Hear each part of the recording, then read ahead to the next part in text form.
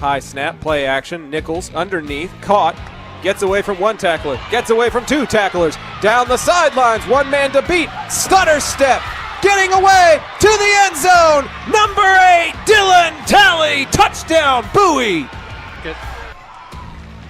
Robertson in motion, Craven's back to pass, goes across the middle, Ghostin holds it in, he's going to go to the touchdown, to the house, Cravens to Ghostin, Colt, touchdown. As a tight end, pulls a guard, Barrett finds the hole, follows the pulling guard, cuts outside, bounces outside to the 20, 10, 15, 5, touchdown Bowers, touchdown Bowie. And folks, we have history at Haltom. Danny Bustamante has just pitched a no-hit, no-run, no-walk shutout. A perfect game for Danny Bustamante. Rios looks at Alvarado and turns home. It's going to that left field gap. That's a base hit. Here comes Axel Alvarado. The Colts are going to take the lead in the top of the 7th on the base hit by Gannon Howard. Burkle out of position. They've got to pass, and they've got to go! Patomeco with the pass. Mirario has a bit of a look. Shot on goal, and he gets it in! Two tight end set here as we go to the left-hand side with B.J. Rogers. Rogers is into the second level. B.J. Rogers to midfield. One man trying to catch up to him, but he will not. Number 6 in for 6. That will do it. This broadcast is under intellectual property and may not be repurposed or reproduced without express written consent. Enjoy this presentation from Zach Arnold Productions. Energetic Media Solutions. It's cool and it's cloudy, but as far as I can tell, no chance of meatballs in the forecast. If you got that movie reference, you're a real one. And a really great game is ahead of us here in Southwest Arlington. It's the Bowie Volunteers and the Martin Warriors, and the pregame show presented by Chapman Cornelius is coming up right after this. John Wade Roofing is celebrating 40 years serving the Arlington area. John Sr. played for Colt football and was the team MVP in '76. He went on to play for TCU, earning all conference honors. The family has a Colt legacy that spans generations and wants to help your family's roofing needs, plus gutters, painting, solar, and more. For more information, go to johnwaderoofing.com. Are you a small business owner looking for reliable insurance coverage? Or perhaps you're navigating the complexities of Medicare? Look no further. Chapman Cornelius Insurance Services is a family-owned, independent insurance agency with over 50 years of experience with tailored insurance solutions for small businesses and their owners. Whether you need home and auto, business insurance, or individual or group medical, Chapman Cornelius has knowledgeable agents who will help you select just what you need. Call April Chapman or Jason Ott at 817-265-3346. Good evening, everybody, and welcome to some Friday Night Lights that is going to take on a little bit of a different form than what we may be used to. The Bowie Volunteers took one on the chin on Tuesday evening against the Martin Warriors, and they are looking to avenge that loss here at Martin High School. But the weather is not what you would call traditional baseball weather. It's cloudy, it's overcast, it's cooling down, but we're going to play ball nonetheless. The pregame show is presented by our friends at Chapman Cornelius Insurance Services, Inc. They're a family-owned business who have been taking care of the Arlington area for decades. So don't let insurance be a headache. Chapman Cornelius can help you create a tailored plan for your small business's needs and budget. Call April Chapman or Jason Ott at 817-265-3346 or go to www.chapman-cornelius.com. I'm Zach Arnold. To my right is Chaz Melton, the producer, cameraman, troubleshooter extraordinaire. And to my left, he helped me call the game on Tuesday as Arlington was able to beat Sam Houston, and he's made the trek over for Bowie versus Martin. It's Cam Wilcox. It's a pleasure to be here. It's exciting to be up in the press box for tonight's game. We want to send our thanks to Mr. Vaca and Coach Waller and the Martin Booster Club for allowing us some space to be able to spread our elbows out a little bit and provide the best quality broadcast that we possibly can. And most importantly, we're out of the elements. The wind is picking up, and you can see it on your camera view, the flag moving from left to right field, and we'll see if that plays a factor in tonight's ball game as Bowie looks to find a way back into the winners column. Yeah, I was looking at that, and I was listening to you talk about the meatballs there. I thought that was pretty clever. I wanted to say, coming from up north, this is actually baseball weather where I come from in Detroit, Michigan. Yet these guys down here, down south here in Texas, they're used to that 85 to 90 degree weather that we were getting all week. I would settle for 80, but the Mother Nature had other plans, put us closer to the ballpark of 60 or so, with temperatures expected to continue to drop. Bowie is going to be clad in their black uniforms, which I personally feel is one of their sharpest looks. They look good. With the blue Bowie across the chest, or is that Vols across the chest? I'm a little. I think it says Vols. It does say Vols across the chest, and it's blue lettering with orange piping. Sort of like the Mets. A little bit like the Mets. Martin is going to be in their home whites with black Warriors across the chest with red piping, and their M for Martin resembles the old Minnesota Twins M logo on their ball cap.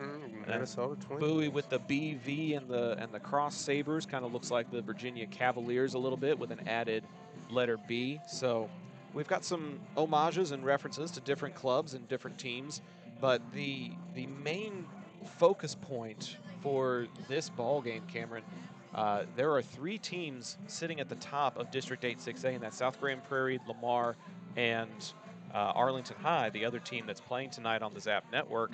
Teams like Bowie and Martin and Haltom are looking for what could be a coveted 4th and final playoff spot. So even though we're only a couple of weeks into district season, there are big implications for this ball game tonight. Well, I'm positive that there are big implications for a couple of these players. I mean, if you look at the Bowie roster, you have about 4 guys that are returning from their playoff team last year. You got your leadoff hitter there, Jackson Turner, which I specifically like a lot playing in center field.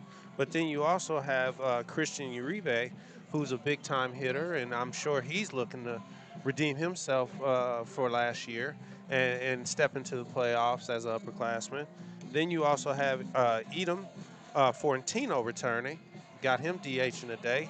He's probably trying to put the bat on the ball and get some, make some big plays at the plate.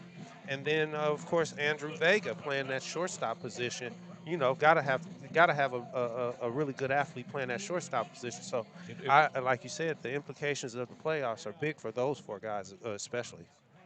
As we mentioned earlier in the pregame show, the final score of Tuesday's ball game was 7-1 in Martin's favor, and I got some notes from my pops Doug. Vaca, who's starting at first base tonight, went 6 innings strong with 8 strikeouts and 3 1-2-3 innings, and was also 2 for 4 at the plate. So he was the earner of the MVP of the game on Tuesday, and he'll be someone that, even though he's not on the mound, Bowie is going to have to still try to find ways to limit him at the plate. And there's no better player to do that, in my estimation, than Roman Ortega. He has been on the mound for Bowie for at least 2 consecutive years. I want to say 3. He's a young man with a lot of experience on the mound, and he's the guy that Coach Johnson says he wants him to be the pitcher on Friday in order to help them finish the district week strong. So it'll be interesting to see if Vaca's bat continues to be as alive as it was a couple of days ago, or if Ortega's going to find a way to shut him down. Yeah, well, you were talking about hitting, you're talking about pitching. Well, for the Vols, you got Ortega, who's actually batting in the cleanup spot.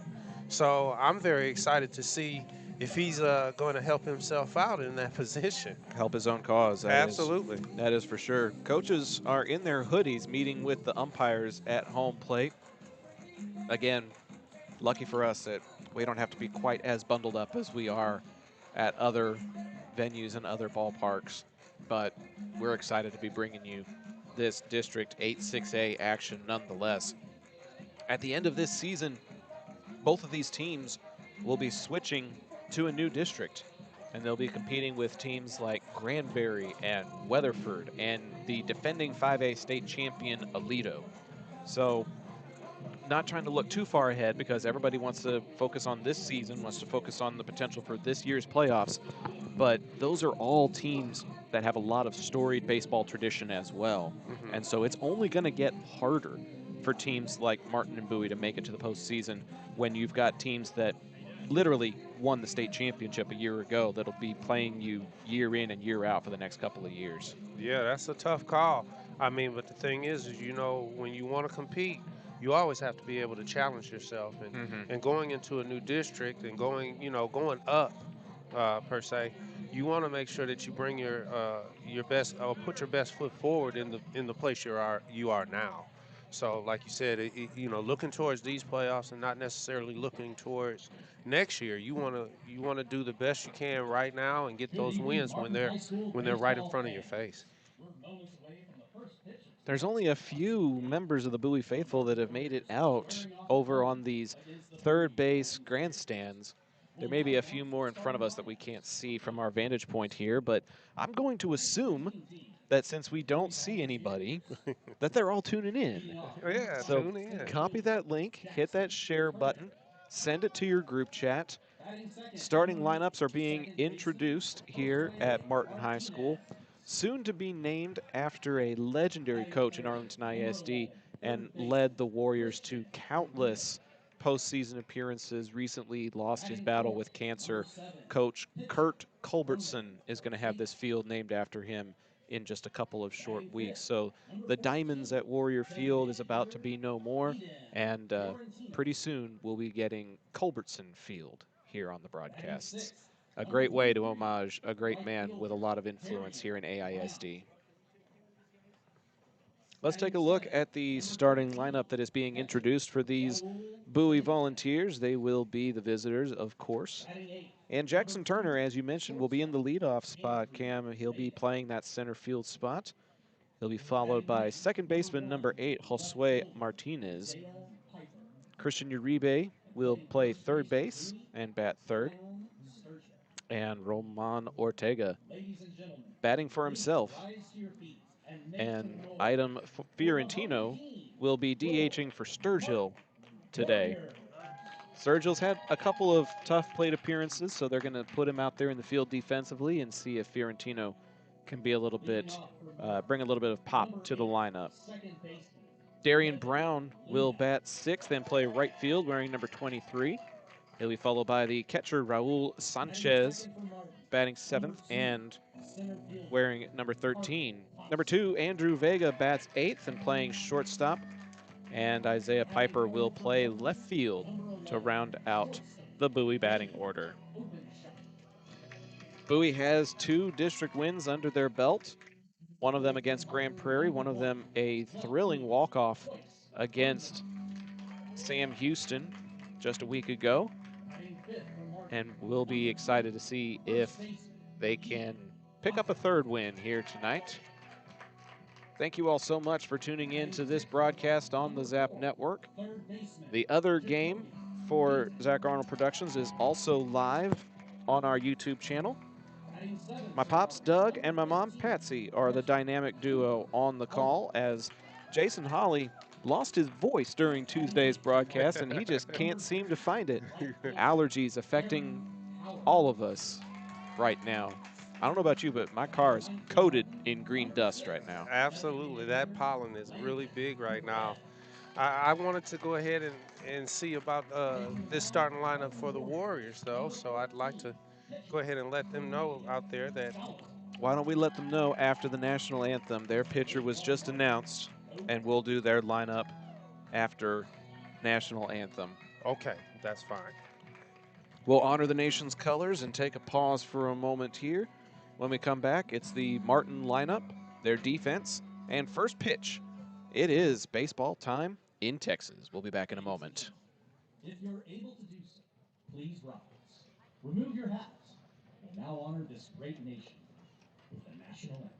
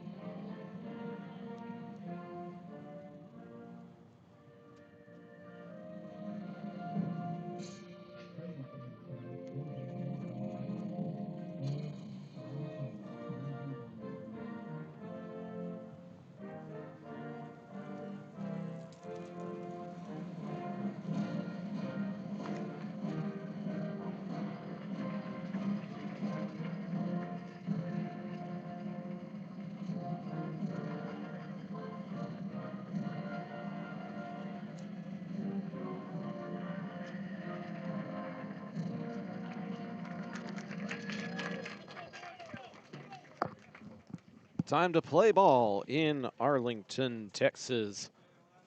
Alongside Chaz Melton, I'm Zach Arnold, and Cameron Wilcox on the call with me to bring us the starting lineup for the Martin Warriors, and we'll recap their defensive alignment as well. Well, thanks, Zach. First and foremost, I'd like to start off with the number 1 hitter and playing second base, number 8, Devin Luna. The center fielder, number 2, Parker Hobson. Playing our shortstop, number 11, Damian Openshaw. And our left fielder, number 1, Hoist Rondon. At first base, we have number 20, Ian Vacha. And number 4 at third base, Jacoby Hazen. We have behind the plate at catcher, number 15, Cooper Albart. And in right field, probably with a very strong arm, We would hope. yeah, Garen Powers, number 3. Our right fielder, and bringing up the number 9 spot, our DH for the Martin Warriors, number 6, Landon Perez. On the mound, we have number 14, Rogelio. Yeah, Rogelio Salazar. It looks like he's a big right-hander. He's a hard-throwing righty, which will be interesting because the contact that can be made off of right-handed pitchers often goes to right field, and the wind is pushing from left to right here this evening.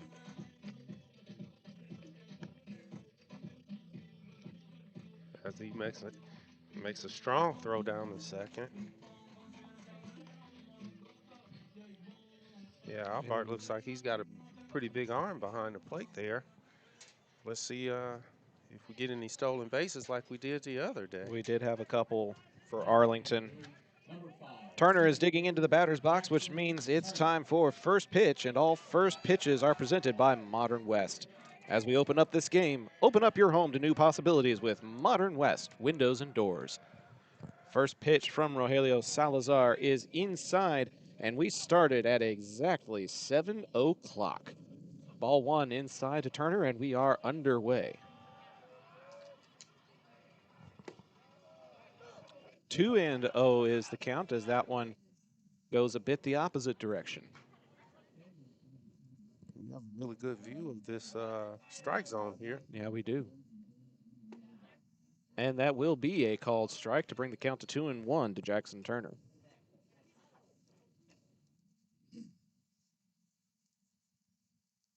Salazar turns and fires, and it's high and tight. The leadoff man one pitch away from finding his way aboard.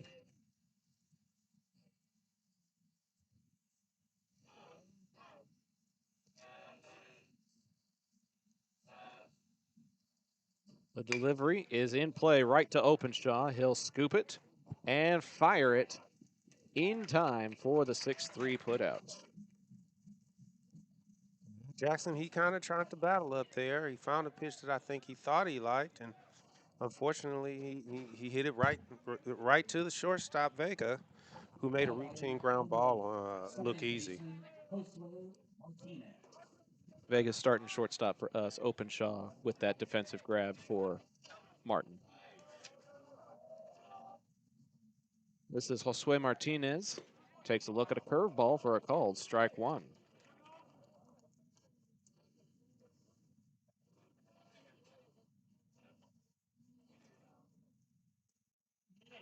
And very quickly ahead in the count, 0-2 is Salazar, finding that one just above the knees. Salazar's 0-2 delivery is going to bounce in front of Albart. He keeps it in front of him there. Pretty deep backstop here. Solid 15 to 18 feet that goes behind the catcher there. Let's see if that comes into play later on. It's a lot deeper than what we had at Arlington on Tuesday. Right.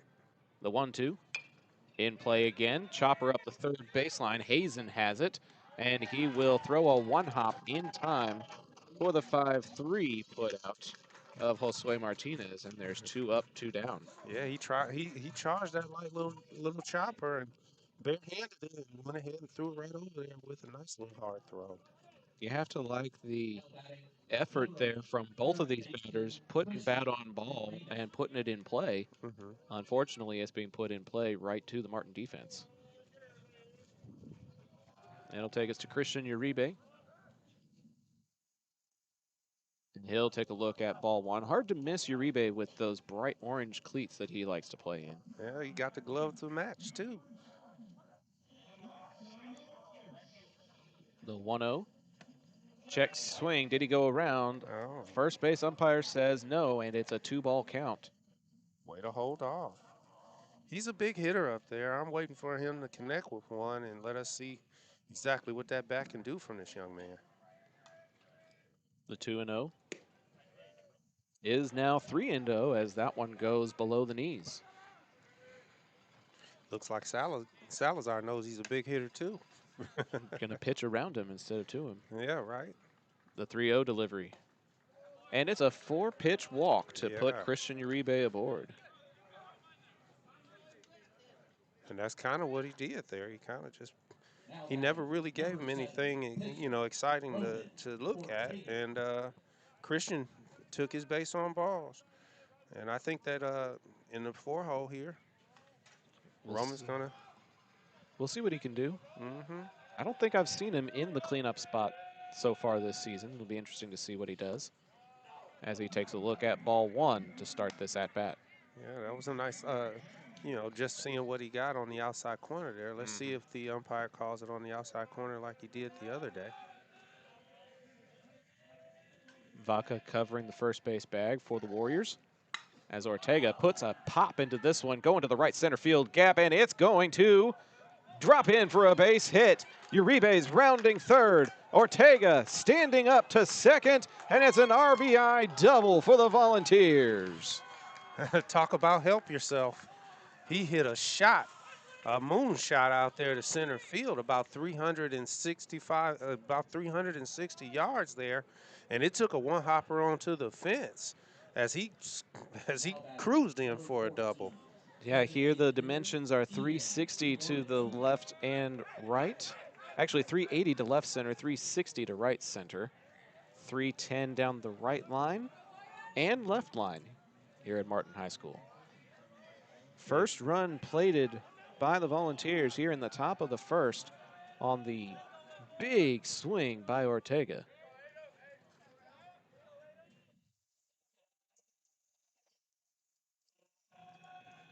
Now it's the DH, Idem Fiorentino, who will take a look at a ball.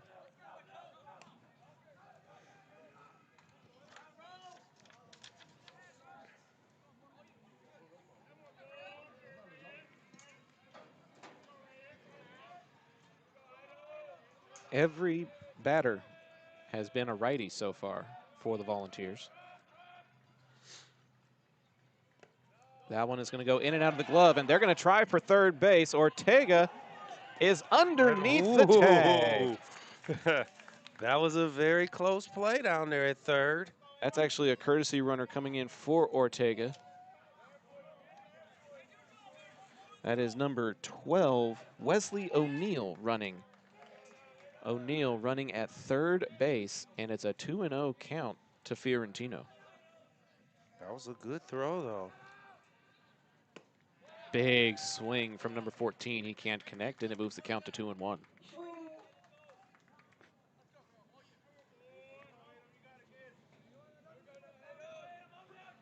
Our friend Yadi Pagan tuning in from the Irving area tonight. Hello, Yadi. How are you? He'll Thank you foul for that watching. one. Alpha into the parking lot. And it's 2 balls, 2 strikes, 2 outs with a man 90 feet away from scoring.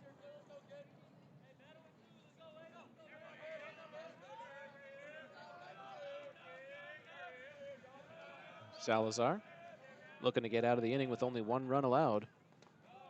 That one is going to result in a full count for Fiorentino. If he can find a way aboard, Darian Brown, the right fielder, is on deck. Fans, if you subscribe to the channel and wait a brief 10 minutes, you can join the chat as well and let us know where you're tuning in from and who you're cheering for tonight. Payoff pitch to Fiorentino. Chopper to third base. His only play is to first. Fiorentino trying to leg it out, and he cannot. So the walk ends up coming around to score on the double by Ortega. And that is the 1-run advantage Bowie has as we head to the bottom of the first. It's the Volunteers 1 and the Warriors coming up to the plate when we come back here on the Zap Network. Whenever a plumbing problem hits your home, experience matters. Pipe & Peak is a family-owned residential plumbing company with 16 years of experience that you can trust. They handle everything from yard leaks and slab leaks to tunnel work, and they're specialists in replacing old cast iron pipe. No job is too big or too small, and their pricing stays competitive. If you're seeing signs of aging pipes, now's the time to act. Send an email to Caleb Renfro to see how Pipe & Peak can help your home. When your high school field needs to look game ready, trust John Kling and the pros at Field Ops North Texas. This veteran-owned team delivers fast turnaround and long-lasting field striping for football, soccer, lacrosse, and more, using professional-grade paint and equipment. Field Ops proudly serves schools and communities across North Texas, helping student-athletes compete on fields that look as good as they play. Get a free quote today by visiting gofieldops.com/north-texas. To the bottom of the first we go, and Roman Ortega will have 1 run of support behind him, hopefully more as the game goes along. He's got a defense behind him in the form of Zion Sturgill over at first base, not in the lineup, but playing defense, being DH'd for by Idem Fiorentino. Martinez is at second, Uribe is at third, Vega is at short, Piper is in left, Turner is in center, Brown is in right. Roman Ortega's battery mate starting behind the plate tonight is Raul Sanchez. Sanchez catching for Roman Ortega. You already mentioned it during the pregame cam, but I'm going to remind the fans at home briefly that Devin Luna is going to be leading things off and playing second base. He'll be followed by the center fielder, Parker Hobson, and the shortstop, Damian Openshaw, will be the first 3 young men guaranteed an at-bat here to face Roman Ortega in the bottom of the first. Yeah, let's see what this Warriors team has to offer here as they get their first opportunity to face Ortega. He looks like a big, powerful righty as well. And I'm sure that they're looking for a 1-2-3 inning here as the first pitch comes and is delivered for a ball 1. Just outside for ball 1, as this umpire not going very wide with his strike zone, forcing the pitchers to bring it directly over the plate, no clipping it. And that one, he got all of it as it goes to left field, and it's off of the glove of Piper. Devin Luna's storming into second. The tag is not going to be applied. It's a leadoff double to left field for Devin Luna. Yeah, that was a tricky hot shot to Piper over there, and I think he kind of thought it was going to come right to him, and then he seen it was coming a little short, and he got a little bit of a late start on it. Yeah. And then tried to go low and dive, and it kind of hit off the boot of his glove there, Yep. unfortunately. A little bit of a misplay there, and that'll put the leadoff man in scoring position for Parker Hobson.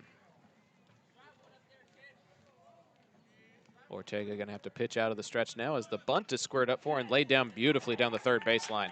And it's going to have no play as Uribe had to charge up the third baseline to cover it. And that'll put runners on the corners with nobody out. That right there was a very good bunt. I mean, you know what I'm saying? That was textbook right down the third base line, forcing Uribe to charge hard. And the thing is Hobson hustled down that He line. did. He hustled very hard. Right. And by the time Uribe had scooped it up, there wasn't even a play. Lost art. Small ball being executed well early in this ball game. Runner is going, and Sanchez will let him steal second base in order to keep the runner at third.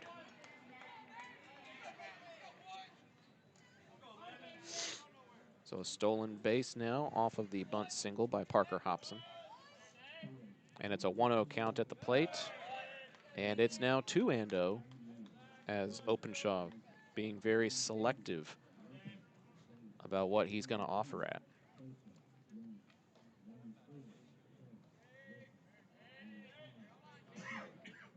The 2-0. And it's going to be a called strike there as the count moves to 2-1.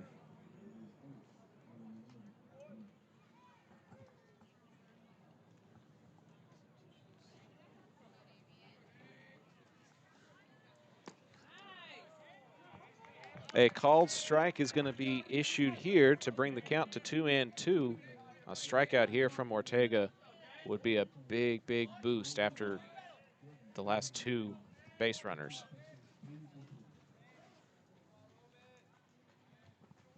Ortega turns and fires.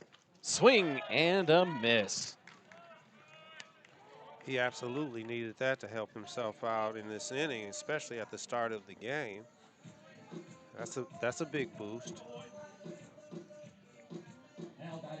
So that'll take us to the left fielder, Horace Rondon. One away here. A double to left, a bunt single, a stolen base. Hot shot to Uribe. The play is to the plate. Sanchez muffs the tag, and Martin ties it up. That was such a smart play. Unfortunately, when Luna slid into home plate, Raul wasn't able to hold on to the ball. He popped it loose, and it allowed a run to score. So Hobson will advance on the fielder's choice as Rondon makes it on the fielder's choice. I'm not sure if you're going to credit that as an error. I think it's just a bang-bang play at the plate that goes Martin's direction. I think that's just a fielder's choice. Right. They're not going to. I don't think that was an error on anybody. I don't think Sanchez should be guilty of an error because it was a good throw. It was a good play. It just went Martin's way, and it's tied up at 1 apiece.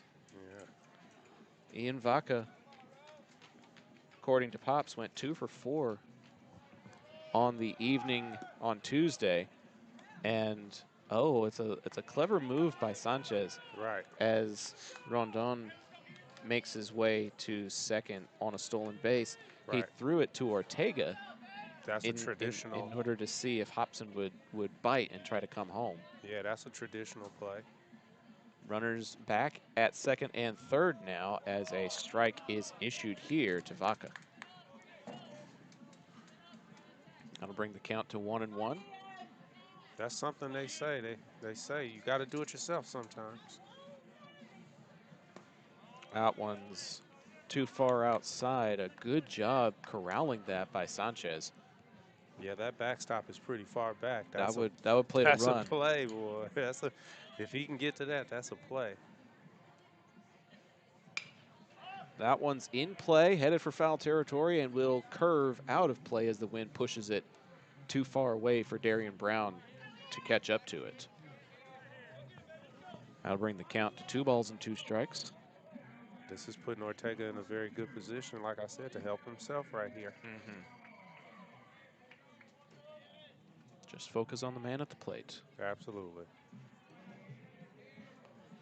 The 2-2 delivery. Too low, dug out again by Sanchez, but the count runs full now to the first baseman, Vaca. Looks like he was trying to get a low placement there and just let it go a little bit late. 3 balls, 2 strikes, 1 out. Countdown on the scoreboard. Payoff pitch here. That's going to be a base hit over the glove of Martinez. 1 run is home, and a second run is following, and Vaca delivers a 2-run RBI single to right field. Well, that's that 2 for 3 right there that you were talking about from the other night. That just kind of carried over for him as he hit a hard shot over the second baseman, Martinez, and there's nothing he could really do about that one. Number 4, third baseman, Jacoby Hazen. That'll take us to the 6th spot in the lineup. Third baseman, Jacoby Hazen. Luna has come in to score. Hobson has come in to score. Rondon has come in to score. And it's a 3-1 Martin advantage. As ball 1 is below the knees here of the third baseman.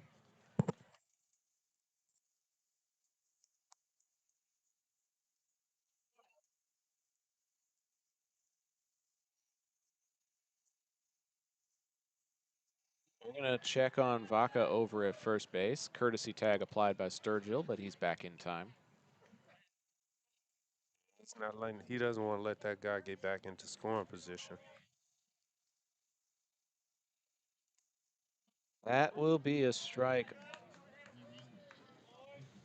Some good movement on that pitch there as it looked like it was going to come inside, swept across the plate as it crossed to the outside part.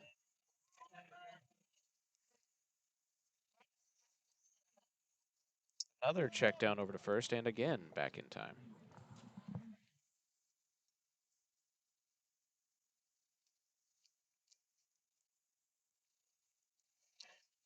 Vaca must have some wheels as they are continuing to check on him.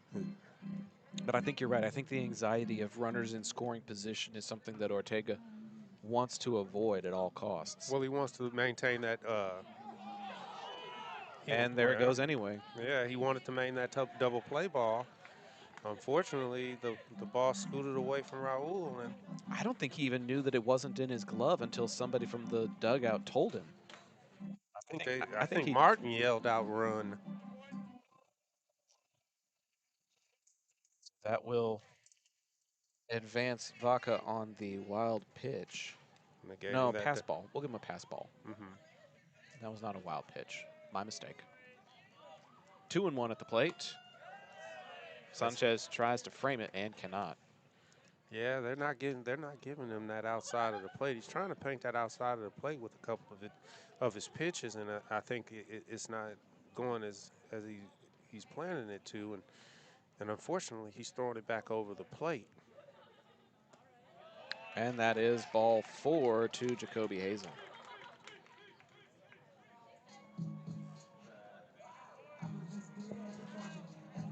Batting 7 for Martin. Number 15, catcher Cooper Albert. Well, he's down to the 7th, 8th, 9th. Yep, he's gone through 6 batters. There's no activity in the bullpen, though. This is far too early for that type of thing. He just needs to settle down and settle in. Absolutely. Get into a nice rhythm here. Not exactly sure where that one was. I believe that one had been called previously, but this time it's ball number 1 to Cooper Albert.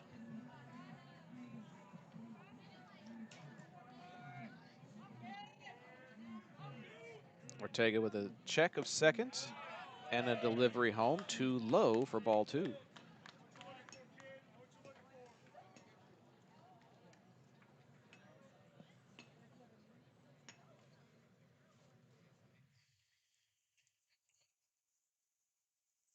As you mentioned, Albard, the 7-hole hitter, he'll be catching in this evening's game. And you see he's kind of taking his time up there. He's not really even. He looks as though he's just like Ortega. Ortega, you gotta throw me a strike. You got to pitch to me, or I'm gonna take them all. That time a strike is indeed called. Yeah. And it'll move it to 2-1. Ortega does have a strikeout. It's the only out of this inning so far. Well, he's been going deep in the count to a lot of these batters. He You has. know, full counts here, 2-2s there. And he gets 2-2 here as that strike crosses the plate. And this is, just like the one that was hit to Uribe, this is a position where he needs to put something in place so that they can try and double up this and get him out of this inning. Time gets called again by the catcher. Aaron Powers in the on-deck circle, if he can find a way aboard. The wind continuing to whip those flags straight out. And he'll check his swing there.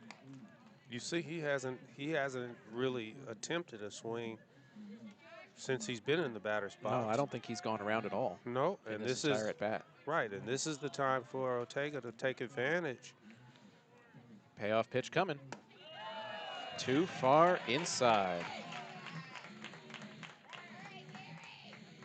That was a tough one. I actually thought that was a really good inside pitch, but I think that the umpire said it was a little bit either too far or a little bit too high. What do you think there, Zach? I think it was a little bit too tight. The rule of thumb is from the knees to the lettering on your shirt, and it might have been either right at the lettering or just slightly above it. Right. So I think the idea was there to try to cross them up on the inside corner. Just did not quite get the placement he was looking for. Well, this is where you challenge, you challenge a pitcher's toughness right here. He's in a tough spot with bases loaded, one down. Consecutive walks issued as part of that loading of the bases. And it takes us to the 8th-spot hitter in Aaron Powers. This one is off of the glove of Sanchez. That one is a wild pitch. Vaca will come in to score on the wild pitch. Runners will advance. And the score is now 4-1 in favor of Martin. Tough start for Ortega. Yet and still, he can still salvage it if he finishes the inning out. Ball is called, and after the foul by Powers to start the at-bat, he is staying very patient at the plate there.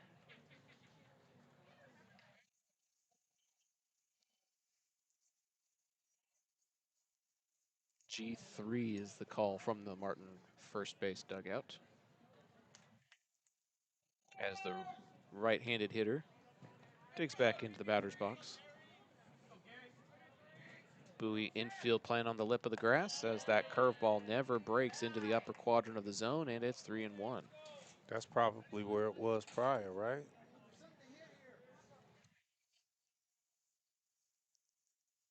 It's almost like he's just missing his spot. He's just going all around the strike zone instead of into it. He does catch it there. And we have a countdown on the scoreboard again. 3 balls, 2 strikes, 1 out. 3, 2, 1. Payoff pitch. Ball 4.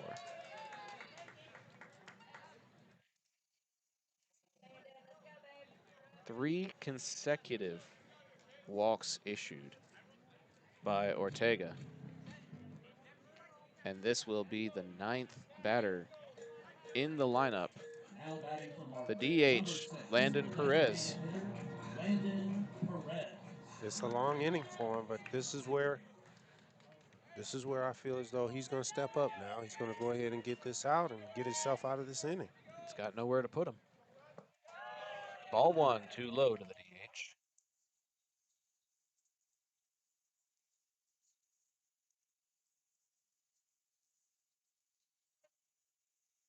The 1-0 is now 2-0.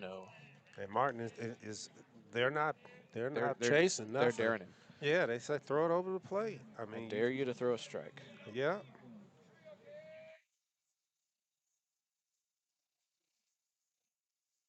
Oh, swung on and missed. It's 2-1.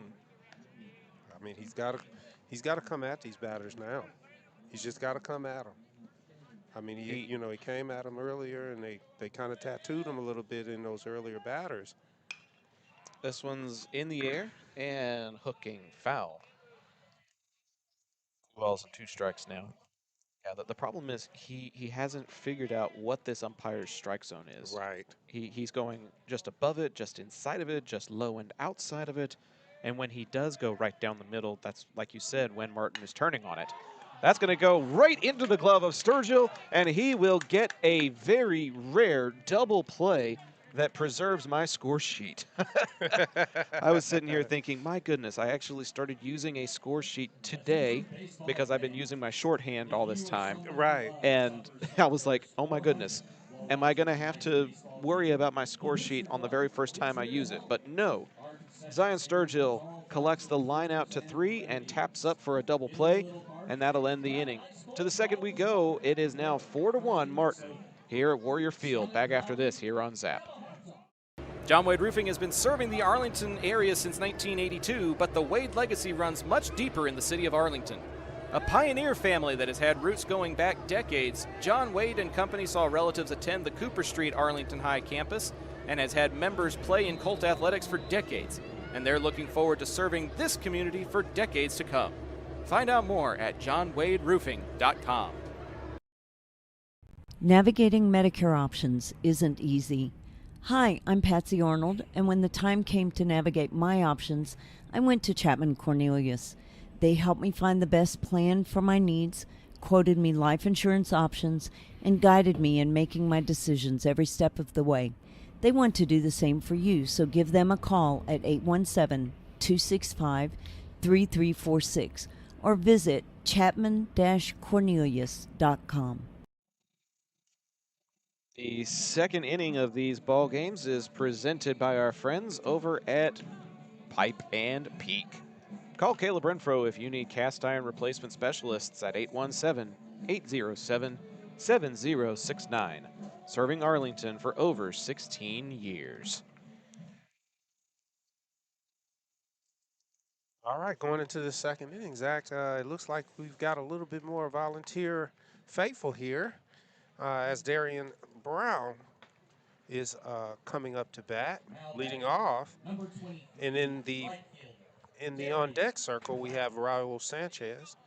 And in the hole, Andrew Vega. Let's see if Darian can lead this volunteer squad back into the scoring zone and catch back up with this Warriors team that had a pretty big first inning. As Ortega winds up and delivers, Darian fouls it back as he's on that first pitch. Salazar pitches a hard fastball for strike one. Darian back into the batter's box.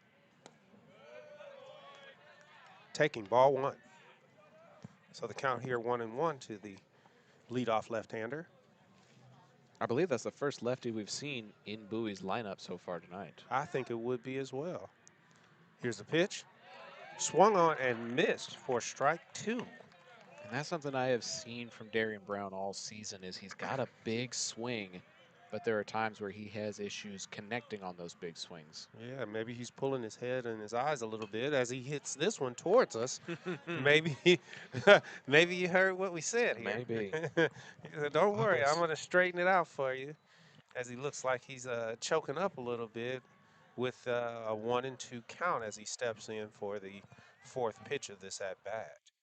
Salazar delivers a curveball for a looking strike three to Darian Brown. Unfortunate. That foul that went into the netting reminded me of the old baseball adage. I was wondering why the ball was getting bigger. Then it hit me. Then it hit me. As Raul Sanchez goes into his pregame warm up here and digs in. Big right-handed catcher. Ready for the first pitch. Delivered a check swing. Umpire says he went around. Exactly. Call strike for strike one. Salazar quick to work. Curveball foul. Out of play. Headed for the parking lot. Make sure that you don't have any cracked windows. Well, I think that's over towards the softball field over there, so they might be wanting to. Oh, is it the other way? Softball's the other direction. Oh, okay. Ooh. As Raul takes another curveball and gets sat down swinging. He didn't have any answer for Salazar's off speed there. 2 up, 2 down very quickly here. All right, 2 Ks. Looks like he's finding his rhythm, even though he sat for a little bit of time. As we have Andrew Vega coming in out of the on-deck circle, looking to get the first Vol player on base this inning. Here's the pitch. Fouled again. Out of bounds towards the right field line. There's a parking lot that comes up the back way here that is for baseball and softball, and then when it's out of season, it's where media and officials park for the football season. Yeah. Is that one too far inside? We got to cover a game at the new Glassby Field at the very end of the football season last year. Beautiful facility. Beautiful facility. Yeah, I enjoyed it. You know, I had the camera out. Yeah, you were going by the moniker Cam the cameraman. I'll still take it. I don't mind it. As Andrew Vega takes another pitch for ball 2. So he's sitting at 2-1. 2 outs here in the top of the second. As Salazar, or Ortega. Nope, Salazar. You had it. Oh, okay. You had it. As Salazar throws one high for ball 3, making the count 3-1. Yeah, we ran a big, long SDI cable from the place up top, the perch, all the way down to our broadcast area. Yes, as Openshaw makes the 3rd out on a routine ground ball by Andrew Vega to end the inning. So it's a 1-2-3 inning for the Warrior defense with 2 Ks from Rogelio Salazar, and they make quick work of the bottom of the Bowie lineup. They've batted around, so the top of the order for the Warriors will be back to bat when we come back here on the Zap Network, presented by John Wade Roofing. Modern West Windows and Doors is a partner of the Zap Network. They're also partnered with trusted industry leaders like Lowen, Weather Shield, and Simpus to guarantee quality product and installation. Whether you're searching for new concepts for your entryway, living room, dining room, bedroom, or even a workshop, Modern West has the solutions you're looking for. Visit the showroom at 1211 6th Avenue in Fort Worth or visit modernwestwindows.com. Taqueria Taco Express is the official taqueria of Zach Arnold Productions, with locations in Arlington, Grand Prairie, Waxahachie, and a new location opening in Mansfield. Solving your Mexican food craving has never been easier. Visit them on Taco Tuesdays for their special 5 tacos and a large agua fresca for just $10. Find out more by visiting taqueriatacoexpress.com. Bottom of the second inning about to get underway here at Martin High School. And Ortega had to face all 9 batters in the lineup back in the first. And he'll be facing the top of the order here to start the second. Yeah, we're going to lead it back off again with Devin Luna. And we'll see how Ortega rebounds in this second inning. Number 8, 7, Luna. He didn't necessarily, I mean, it was a couple of opportunities there for him to be able to escape out of the inning. And let's see if he starts it off fresh this inning. I mean, he's still a little bit low, but that's not indicative of how he's going to continue this inning. As he throws another ball to the outside. To Luna.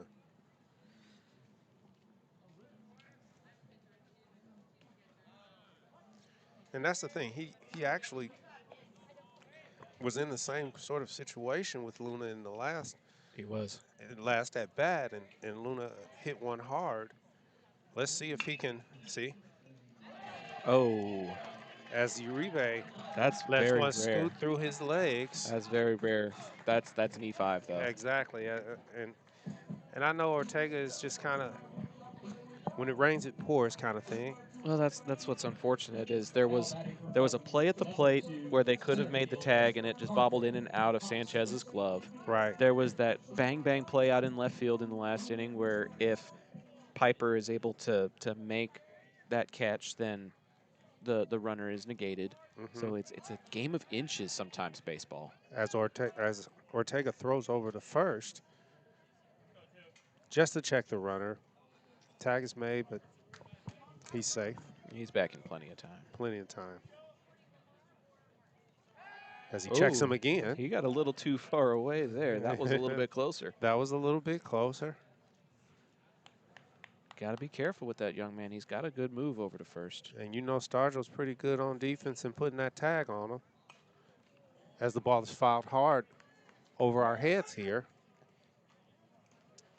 for strike one. One thing I would like to see from Ortega is just trying to get ahead in the count if he can, even if it's off of a foul ball.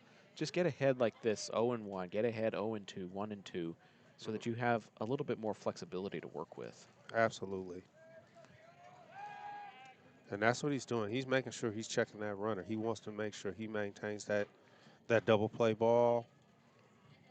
And like you said earlier in the first, he doesn't like people on second base on him. Here's a throw down to second by Roy. Luna slides in safe, stealing second base.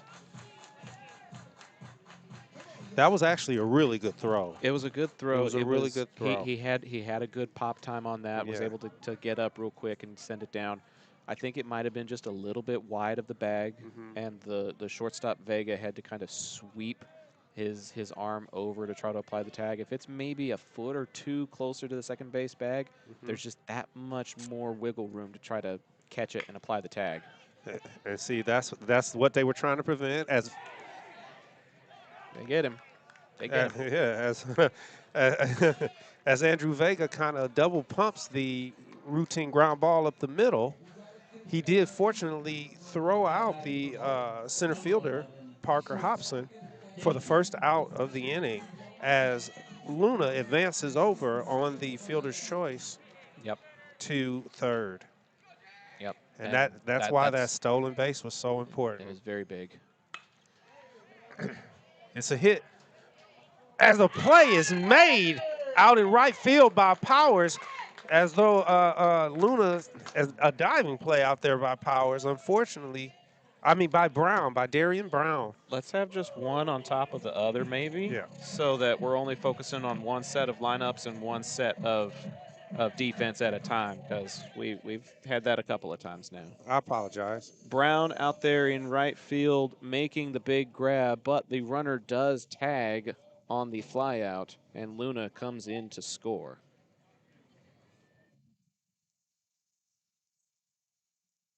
So there's two away, but Martin does extend the lead now. It is 5-1.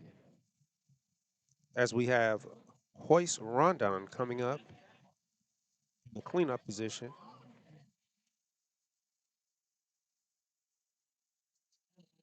With 2 outs here in the bottom of the second inning.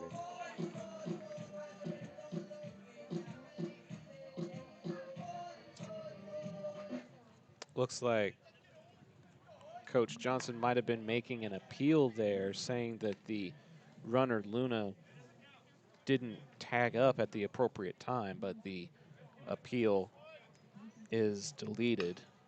As this ball is popped up high in between first and second, as Sturgill makes the third out of the inning. So aside from the unearned run, it's a rather quiet inning for Ortega, which was much needed. Martin does plate 1 run to extend their lead, but it is a sign of improvement from Ortega and the Bowie defense. We'll see if that trend continues when we come back here on the Zap Network. John Wade Roofing is celebrating 40 years serving the Arlington area. John Sr. played for Colt football and was the team MVP in '76. He went on to play for TCU, earning all conference honors. The family has a Colt legacy that spans generations and wants to help your family's roofing needs, plus gutters, painting, solar, and more. For more information, go to johnwaderoofing.com. Field Ops North Texas is the trusted name in athletic field marketing for schools, teams, leagues, and tournaments. They even do commercial landscaping. The better question is, what can't they do? With fast turnaround times and proven expertise, they make sure your grounds look unbeatable every time. Call 817-908-2194 to find out more. The third inning of each Zap ball game this season is presented by our friends at Field Ops. They do more than field markings, they also do commercial landscaping. Find out all that John Kling can do by calling 817-908-2194. As we have Isaiah Piper coming in for his first attempt at bat. Here's the pitch. Swung on and missed for strike one. Yeah, we're finally at the 9th spot in the Bowie lineup, so we'll be back to the top of the order in Turner and Martinez.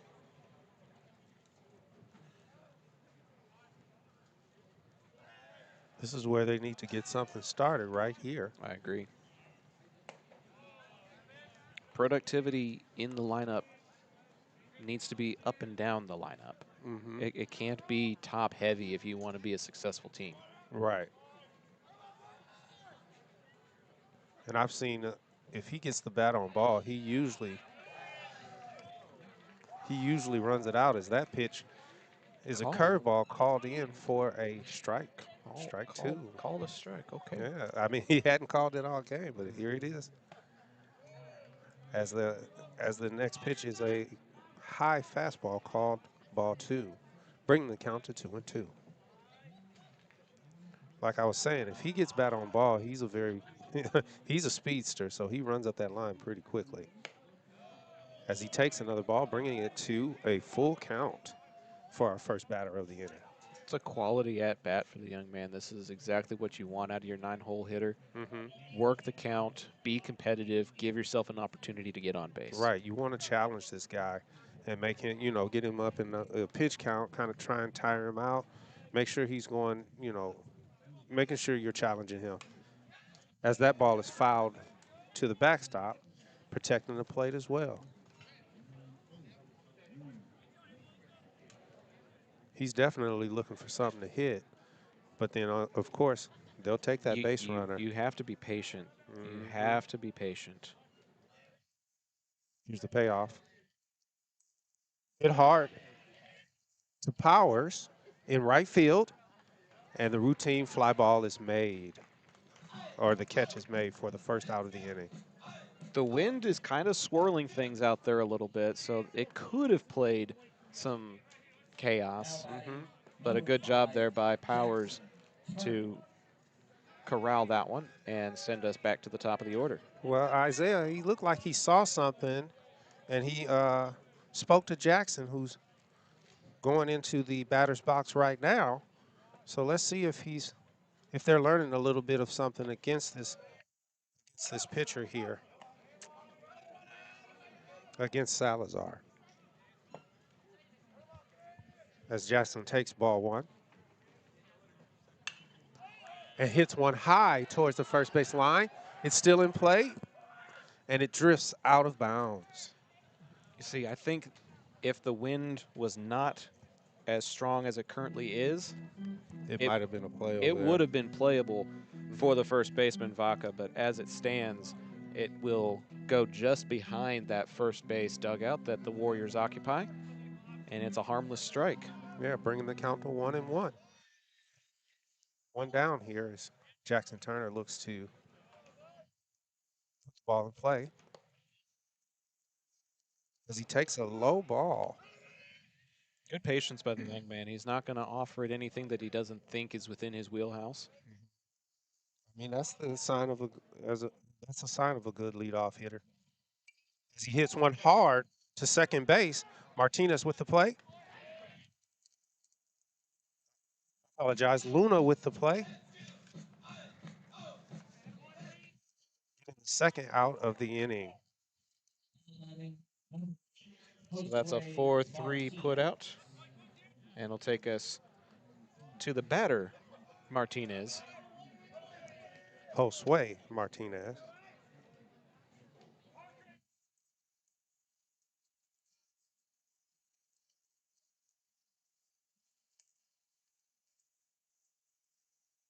He takes the ball. First pitch. I like it when they do that, when they take that first pitch to see what he's got to offer. As he hits it hard to the shortstop, Openshaw. Third out of the inning as the Volunteers go up 1-2-3, or go down 1-2-3. Yep, that'll take us to the Martin half of the third. Bowie makes contact, a fly out to right and a couple of ground outs, but they can do nothing else after that. We're headed to the bottom of the third. Warriors are ahead by 4. This is High School Baseball on Zap, presented by John Wade Roofing. Are you a small business owner looking for reliable insurance coverage? Or perhaps you're navigating the complexities of Medicare? Look no further. Chapman Cornelius Insurance Services is a family-owned, independent insurance agency with over 50 years of experience with tailored insurance solutions for small businesses and their owners. Whether you need home and auto, business insurance, or individual or group medical, Chapman Cornelius has knowledgeable agents who will help you select just what you need. Call April Chapman or Jason Ott at 817-265-3346. Looking for a plumber you can rely on? Pipe & Peak handles all your residential plumbing needs.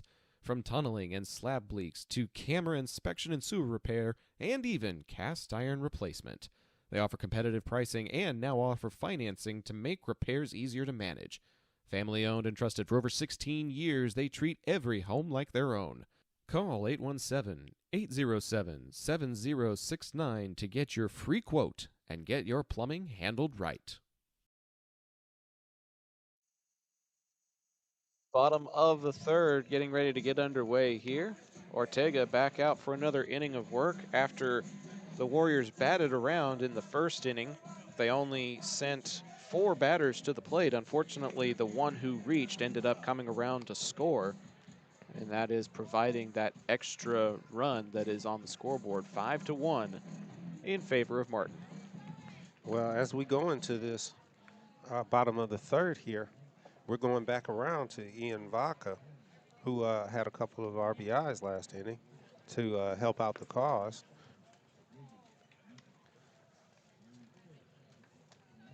As we see him come up to the batter's box, and we have in the hole, on the on deck circle, we have Hazen, Jacoby Hazen, and then in the hole we have Albert waiting for his opportunity against Ortega. He's had a little bit of issues in the first couple of innings, but he didn't do as bad the last inning as he throws the first pitch for a nice strike on a breaking ball to Vaca. And that's something you said. You wanted him to, you think that he needs to get ahead in the count. I agree, absolutely. As he throws this one a little bit outside. If he finds that breaking ball, I think he'll settle in a little bit more. As he throws this fastball to the backstop. See, and part of me wonders does some of this have to do with his release point? Absolutely. Because he's only got a few pitches that he's trying to work on right now, the breaking pitch and such. And right now, they're not clipping the zone the way they should be. Well, so that comes with, his confidence too. His confidence got a little bit shaken early on. That's true. And then he was not hitting his spots, or he wasn't getting the calls in the spots that he may get those calls in. And now he's kind of trying to aim, I think. instead of, like you said, he might be in his head a little bit as he walks the first hitter, Ortega. Now batting for Martin, He walks the number first 4, hitter and Jacoby Hazen. walks Vaca.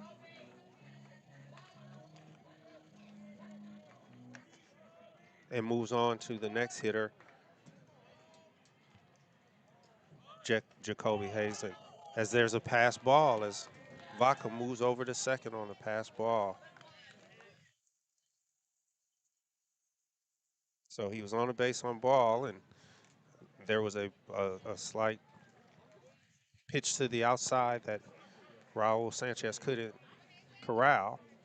And with this long backstop here, Zach, Vaca moved we talked over. about it, how deep this is. It's an easy opportunity for an extra 90 feet. Right. And see this fastball, see that fastball right there was right on the outside corner. I clipped the corner. And that's where he's been trying to catch that corner all game. And I think that's kind of what's going on as the bunt is laid down. Ortega throws to first, and it's covered late. It's covered late by the second baseman.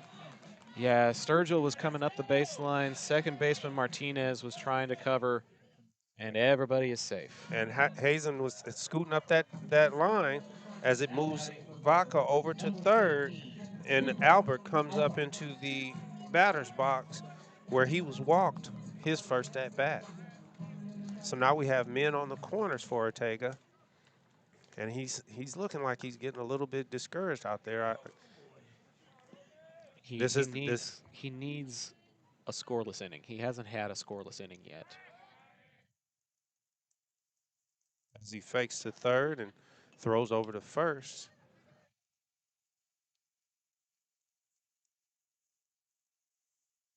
Just trying to kind of hold him a little bit. Here's a pitch. Swung on and missed. To throw back to Ortega. Stolen base there for Hazen.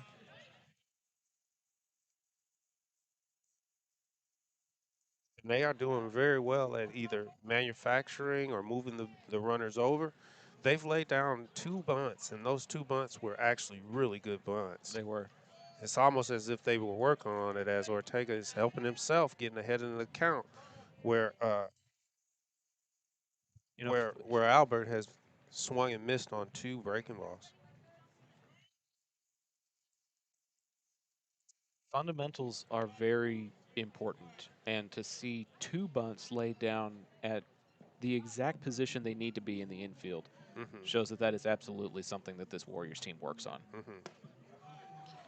As Ortega helps himself with a K here against Albert, bringing up Garen Powers in the number 8 position.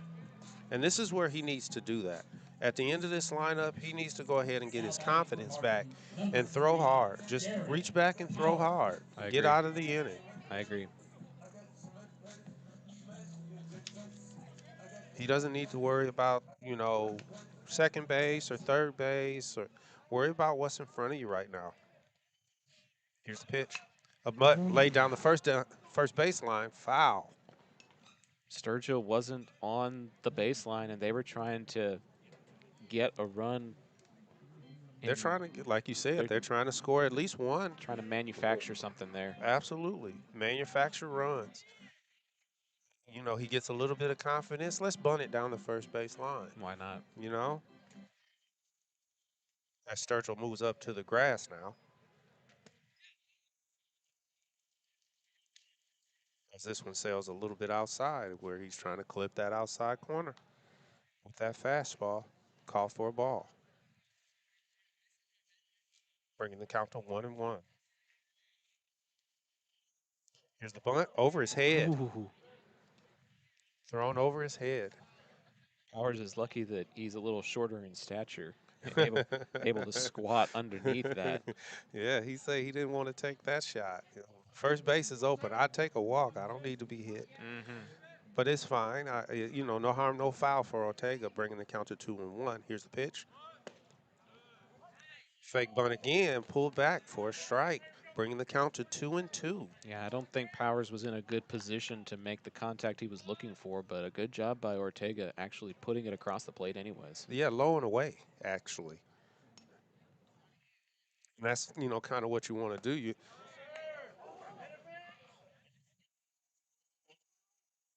Oh my goodness. As Raul Sanchez attempts to throw the ball down to third base to try and pick off the runner,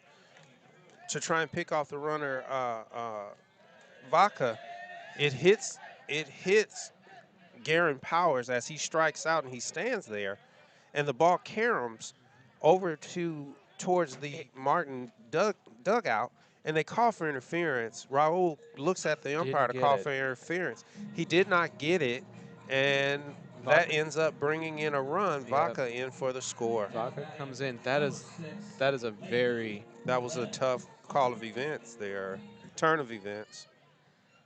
That actually brings across another run for the Martin Warriors as Ortega continues to plug away here at the number 9 hitter Landon Perez. As he fouls one off on a check swing into the stands of the Martin fan base. I guess 4 strike even 2.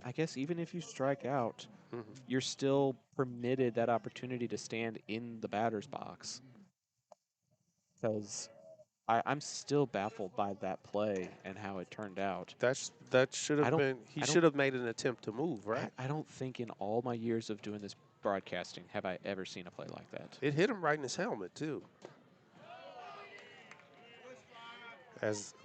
As Ortega throws an inside curveball that definitely looked like it was in the strike zone. Unfortunately, that gives him ball 3 and strike 1 here against Perez, who hits one hard. Sturgill attempts for it. Nobody is covering first base. Sturgill went to first. Ortega didn't help, and it goes to no man's land, and another run crosses. Like I said, that is such an unfortunate play there, because that could have been an easy. That's an infield single, though. Well, nobody was in position necessarily. Martinez covered it, but by the time he caught it, nobody was actually at first base. If Sturgill had left it for Martinez, that's a 4-3 putout. Right. But because Sturgill made the choice to go over and cover it, craziness ensues again. And that balloons the lead to 7-1. As Landon Perez gets onto first base, he's over there now, and we're back at the top of the lineup with Devin Luna here, who just fouled one off for strike 1. Ortega throws over to first. Do you smell nachos? I smell nachos. The concession stand is downstairs, so I think it's wafting up from underneath us or something. Well, you know, I do my best to try and grab a hot link or a hot dog at every venue we go to. You've sung very high praises of the one at Birdville, if I'm not mistaken. That Birdville hot link was something special. It really was. Don't get me wrong, the hot dogs all over have been pretty good. I haven't had my opportunity to get one here, as we see Ortega throw one inside for ball 2 against Devin Luna here. The way you're a connoisseur of hot dogs, I'm usually a connoisseur of either ballpark burgers or ballpark nachos. Oh, is it nachos? But I'll tell you, some of the worst nachos I ever had were at Dallas Baptist University. Oh, they were bad. They were so terrible. I'll tell you why in a second here. All right. As that's a called strike. Oh, my. That was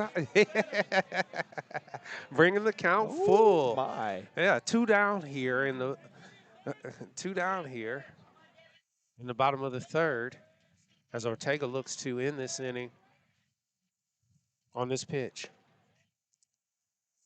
As he calls it a ball and awards Luna the base on balls. As we hear the crowd, the faithful for the Volunteers, yelling out, "What are you looking at?" Here comes Coach out to check on his his hurler. Yeah, I mean, he got a couple of strikeouts, but then that weird play that allowed a run to score has kind of gotten into his head a little bit. But this is a good time to tell you about those terrible nachos I had. Okay, let's hear They it. were those corn chips that you can buy at the grocery store that come in different colors, those multicolored ones with the red and the blue dye, because they're the Dallas Baptist Patriots. Okay. So they were trying to do like a patriotic themed nachos. Okay. But then what happened was they were using like the traditional 7-Eleven gas station nacho cheese on these red, white, and blue chips that you could almost taste the dye. And so every time you're having like a weird color dye cheese mixed with weird color dyed chips, and then they topped it with barbecue meat that I think was just doused in some Sweet Baby Ray's or something. Oh. It was just this very, very off-putting combination of flavors that I could not wrap my head around. That doesn't sound very appetizing. Yeah. As Raul throws down the third on an attempted bunt. And that Landon Perez steals third on a bobble ball at the plate. It was a failed attempted bunt by Hobson. And in that exchange, Raul Sanchez tries to gather the ball, throw it down the third, and unfortunately he did not get it there in time as Ortega throws another ball in this at-bat.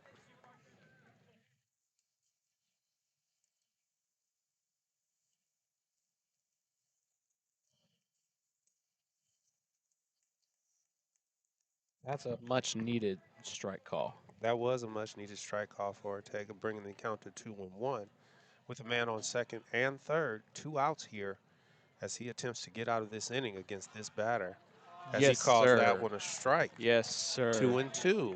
And that was a breaking ball. That was a good inside breaking ball. That was a breaking ball that finally broke the inside part of the plate there. Right. This number 2 hitter here, he's already, bunted once. And this time he goes down swinging for the third out of the inning. That's a good job for him to get out of that inning. He got all 3 outs on strikeouts, and he's got a total of 4 now, but the Volunteers give up another 2 runs as Martin has scored in every inning so far. We're headed to the 4th. Bowie plated 1 in the first, and then it's been a 7-0 run for Martin ever since. Back after this, here on the Zap Network, presented by John Wade Roofing. Modern West Windows and Doors invites you to see the difference. Whether you need sliding doors, bay windows, or just need a more modern look, Modern West has options to fit both your style and budget. Stop by the showroom at 1211 6th Avenue in Fort Worth to see for yourself, or call 682-255-6094 for more information. Hey, this is John Wade Jr., Colt Football 97, class of 98. And the next time you have a roofing issue, be sure and call Arlington's favorite roofer, John Wade Roofing. Look us up on the internet at johnwaderoofing.com.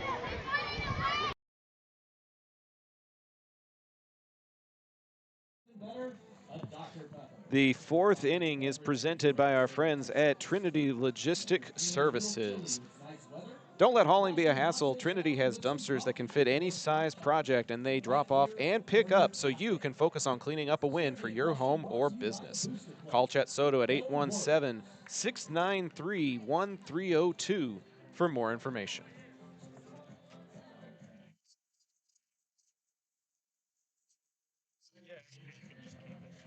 As we come back here, we have our 4-hole hitter, Roman Ortega. Oh, no, that's Christian Uribe. Is Uribe leading things off? Oh, yeah. Yeah. It's pretty easy to tell by the... That's right. And then we have on deck Roman Ortega and then Edom Forentino in the hole. I'm sure that they're looking with the meat of their lineup in, looking to rally here in the top of the 4th.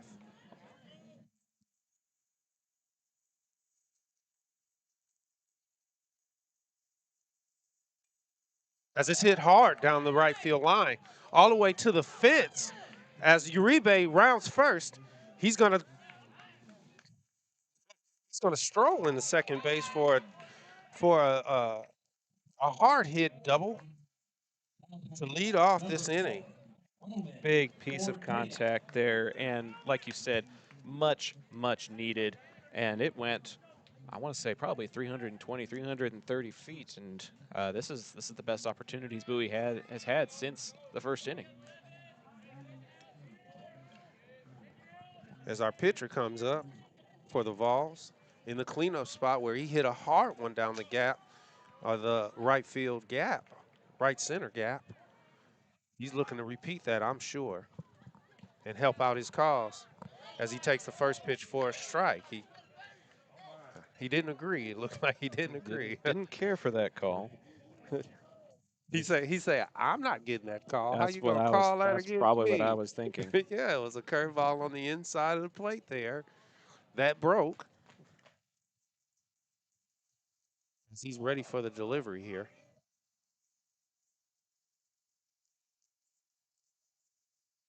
Ortega hits it hard to shortstop. As the play is made, Uribe advances over to third on the throw. Yep, just a clean 6-3 put out, but it does move the runner over. Counts almost the same as it would for a bunt attempt. Right, yeah, Upshaw, he didn't necessarily even look over at Uribe. He just went ahead and took the out. Well, when you have a 7-1 advantage, even if Uribe comes in to score, it's not the end of the world. Focus on the fundamentals and get the out that you need. Exactly, as Uribe moves over to third base, we have Item Florentino up.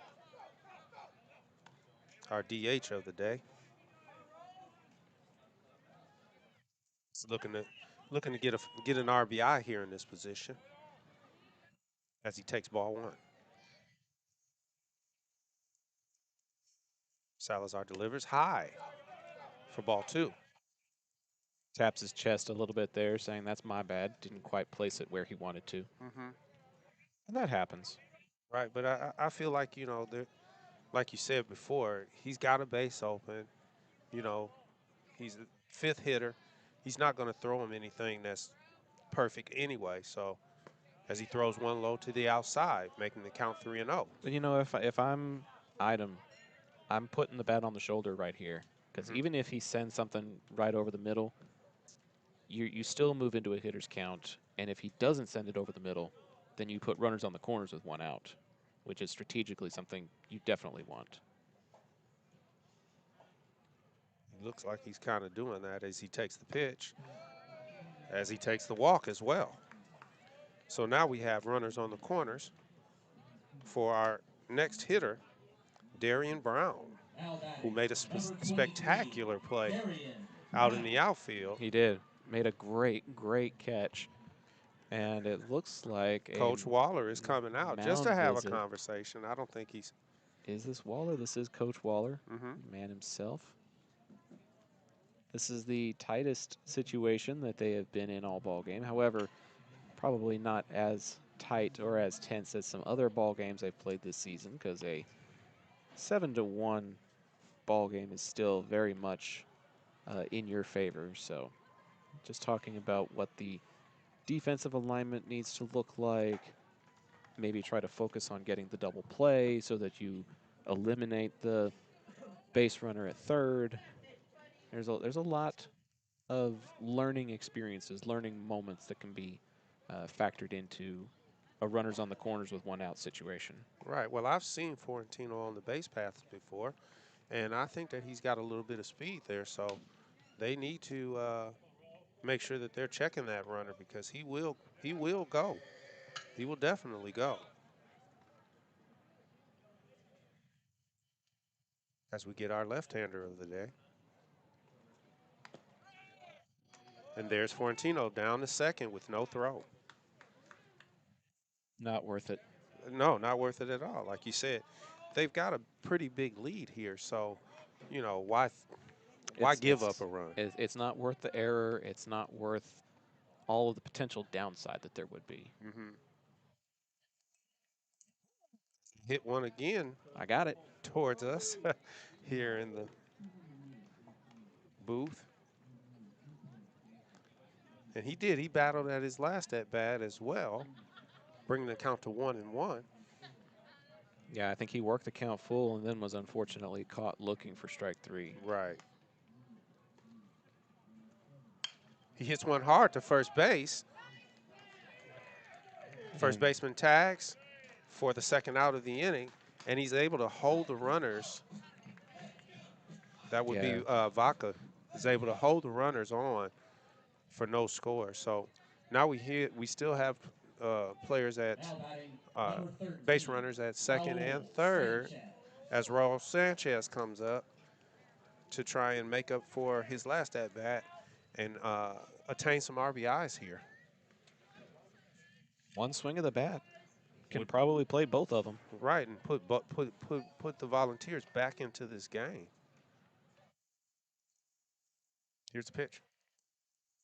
Curveball outside. Yeah, that started high and tight and dipped low and away, just never crossed the strike zone on its trajectory.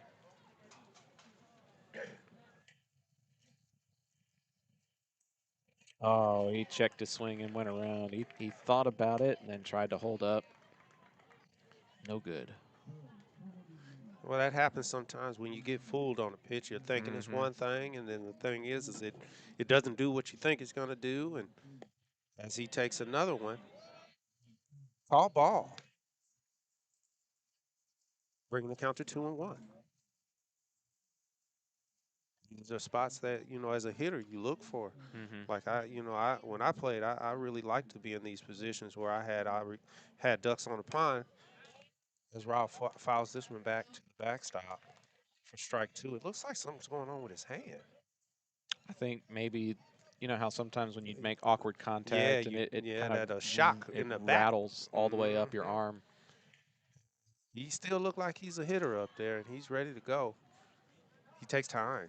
Ooh, just barely. Yeah, he takes time. Just barely got it in time as Salazar was into his windup.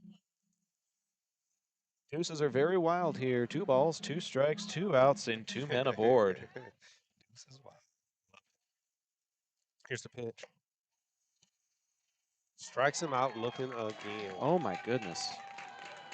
That will end the Bowie threat and take us to the 4th inning stretch. As we see how these final innings unfold, Modern West invites you to see the difference new windows can make in your home. Visit modernwestwindows.com to learn more about the sponsors of the ZAP 4th inning stretch. Back after this. When your high school field needs to look game ready, trust John Kling and the pros at Field Ops North Texas. This veteran-owned team delivers fast turnaround and long-lasting field striping for football, soccer, lacrosse, and more, using professional-grade paint and equipment. Field Ops proudly serves schools and communities across North Texas, helping student-athletes compete on fields that look as good as they play. Get a free quote today by visiting gofieldops.com/north-texas. Navigating Medicare options isn't easy. Hi, I'm Patsy Arnold, and when the time came to navigate my options, I went to Chapman Cornelius. They helped me find the best plan for my needs, quoted me life insurance options, and guided me in making my decisions every step of the way. They want to do the same for you, so give them a call at 817-265-3346 or visit chapman-cornelius.com. New pitcher coming down the pipe, presented by our friends at Pipe and Peak Plumbing. The next time your pipes break, be sure to call Caleb Renfro at 817-807-7069. Roman Ortega's evening is done, and number 5, Jackson Turner, takes over on the mound for the Volunteers. Now out in center field is number 1, Isaiah Piper. Piper taking over in center field, which means there's going to be a new left fielder as well. That's going to be number 3, Micah Couch. So Couch checks in left field. And you said Sturgill was off of first base? Ortega has moved over to the first base bag, so Sturgill is done for the evening as Ortega becomes the new first baseman. So, going through the defensive alignment, first base is now Ortega, Martinez at second, Uribe at third, Vega at short, Couch now in left. Piper moves from left to center. Brown stays in right as number 5, Jackson Turner, takes over on the mound. We also have a new catcher there. Do we have a new catcher? Number 23? No, 22? Do we have a 23? Yeah, we have a Number 22. 22. Andrew Calzada.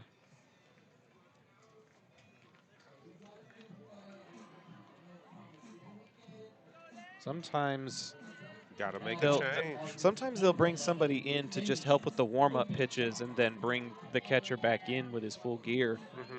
But this seems to be a permanent substitution, so Turner's new battery mate is number 22, Andrew Calzada. As we go into this inning, Jackson Turner delivers first ball to number 11, Damian Openshaw, for a strike. Here's the pitch.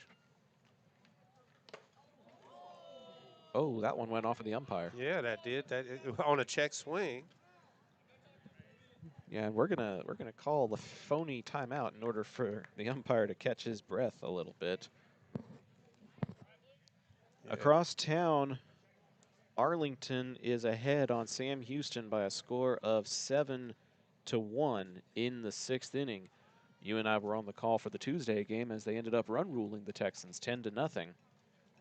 It was a 1-1 or a 2-1 ball game at one point earlier, but Arlington is pulling away there, and they are en route to another district victory.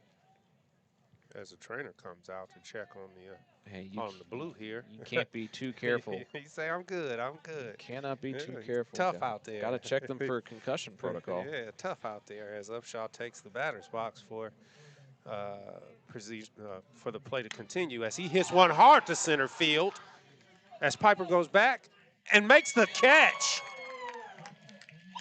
What a grab by the That's new what center I'm talking fielder. about. Piper making his presence known in the first at-bat. That was a hard hit ball over his head, too. That speed he got out there.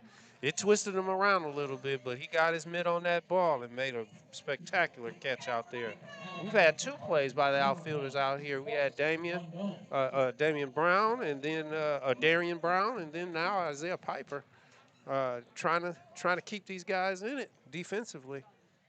As we come to our next hitter, Hoyce Rondon puts down a bunt. Jackson Turner throws to first. Not in time. He bobbled it a little bit. He had did. it, and then he had to corral it a little bit, and unfortunately he was a step behind there on Hoyce, who hustled down that first base line to run that one out. Yeah, that was some solid hustle. And I want to say that's at least the 3rd successful bunt attempt of the evening. Minimum 3rd. And they're catching the Bowie defense flat-footed, honestly. They're just not anticipating those plays. And Jackson's got a really good quick move over to first. He does. As he's facing Ian Vaca up again. A base hit or a double, and then a base on balls. Jackson is looking to end that streak as he delivers the first pitch for a ball 1. Yeah, he got a single with 2 RBIs, scored a run, walked in his last at-bat, also scored a run, so he's got 2 RBI and 2 runs scored.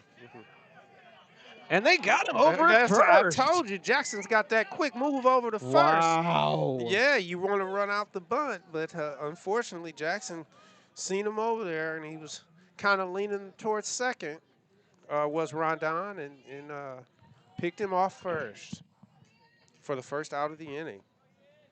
Second out after that great, second out. That great catch by Piper. Thank you for the correction. As Jackson throws another one in there, swinging against Vaca. Nice breaking ball for strike 1. Caught him guessing a little bit there. He tipped it. Here's the pitch. Another swing fastball for strike 2. Just blew it by him. Absolutely. Vaca put a good cut on it, just could not connect.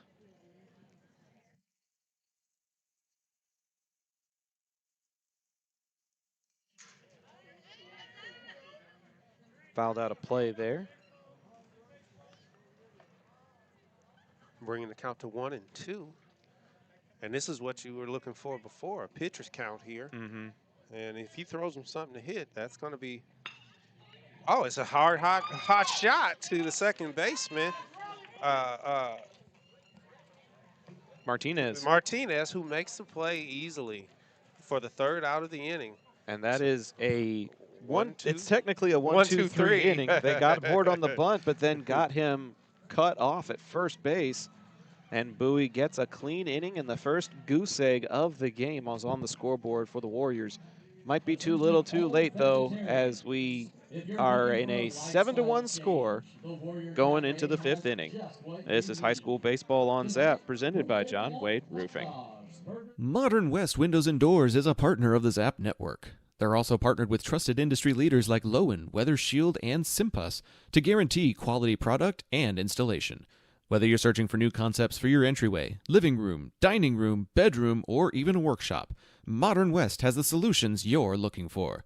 Visit the showroom at 1211 6th Avenue in Fort Worth or visit modernwestwindows.com. Whenever a plumbing problem hits your home, experience matters. Pipe and Peak is a family-owned residential plumbing company with 16 years of experience that you can trust. They handle everything from yard leaks and slab leaks to tunnel work, and they're specialists in replacing old cast iron pipe. No job is too big or too small, and their pricing stays competitive. If you're seeing signs of aging pipes, now's the time to act. Send an email to Caleb Renfro to see how Pipe and Peak can help your home. Headed to the 5th inning, it's a 6-run advantage for the Warriors. And it'll be the 8-9-1 spots in the Bowie lineup, trying to capitalize on the momentum of that clean bottom of the 4th inning. We'll see if they can get any kind of run production after putting 2 men in scoring position last inning and just unable to bring them home. Ironically, this is the exact same score that went final on Tuesday, 7-1 in favor of the Warriors. That is the difference we find ourselves in right now. First pitch is too low to Vega for ball 1. Well, the 4th inning stretch is where you want to get hot, though. We can hope. Yeah. Just the second at bat for Vega, grounded out to short his last time up, and he'll put this one towards second base. And the throw is in time. Luna to Vaca for the 4-3 putout.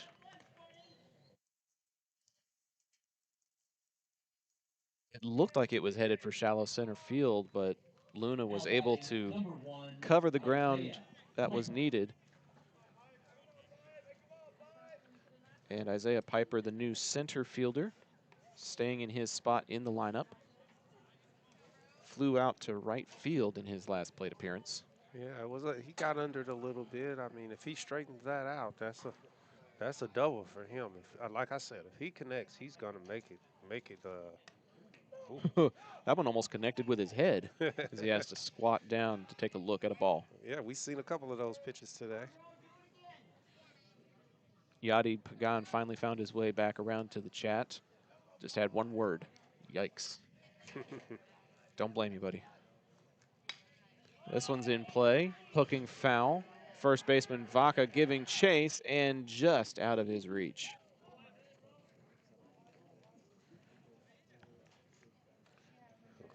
It's that wind that you was talking about. Blew it over there.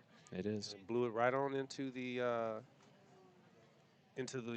pitcher's warm up, the bullpen over there for the Warriors. 1 ball, 1 strike, 1 out. He's going to try to bunt it, and it's actually going to go over the netting and land on the roof of the press box here. Cameron trying to play emergency backup catcher, Yeah, stretching his arms out. I had it. You ever caught a ball at the game before? I don't think I have. I did. Producer Chaz also shaking his head.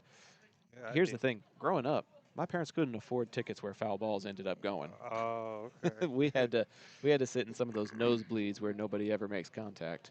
I didn't catch one until I was an adult, actually. I ended up getting 4 stitches Oh my, you caught it with your face? With your hand. with my bare Wow. hand. Yeah. A strike on the outside corner is going to be issued as Salazar collects strikeout number 3. hmm I ended up getting. I ended up getting opening day tickets Now for it batting though, number so 5, I guess I'll take Jackson it. Turner.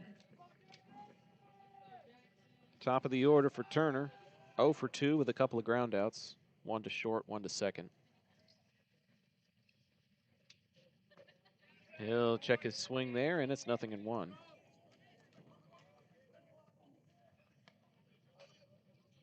Yeah, that outside curveball that we saw against Piper. He hadn't been calling it all game, and then he kind of called it there. As Jackson, he looks to hit it hard somewhere, as he does. That's going to go as a clean base hit to center field, popping it right past the shortstop, Openshaw.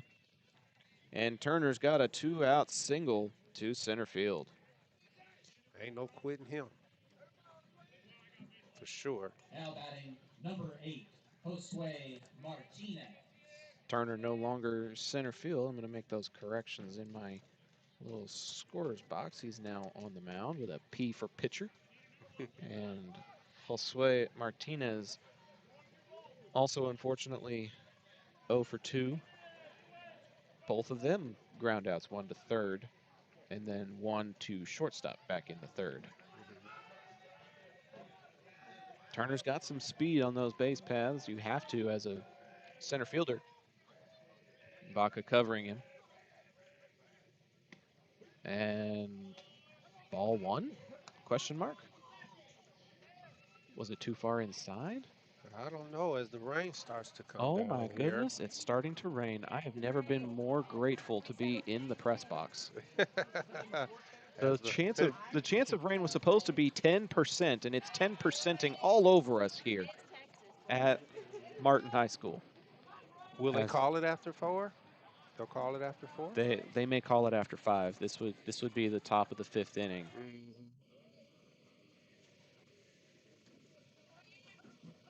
Turner's off and running. The throw down to second is not in time. He got underneath the tag. The entire infield was ready to go back to the dugout. They all thought that Albert had gotten it down in time, but apparently Turner got underneath the tag. That was a weird slide, head first slide.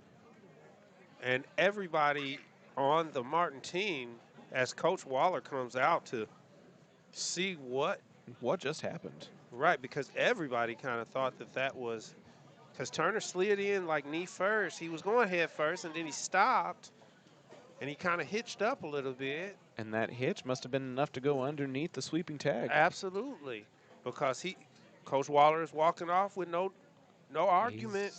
He's not happy, but I don't think anybody would be after a great throw down there from Albart. Albart, I told you at the beginning of the game, he's got a strong arm. Jackson tested it, but he's standing at second now with a lead. That one goes low and away to Josue Martinez. And the count moves to 2 balls, 2 strikes with 2 outs and a man on base, number 2.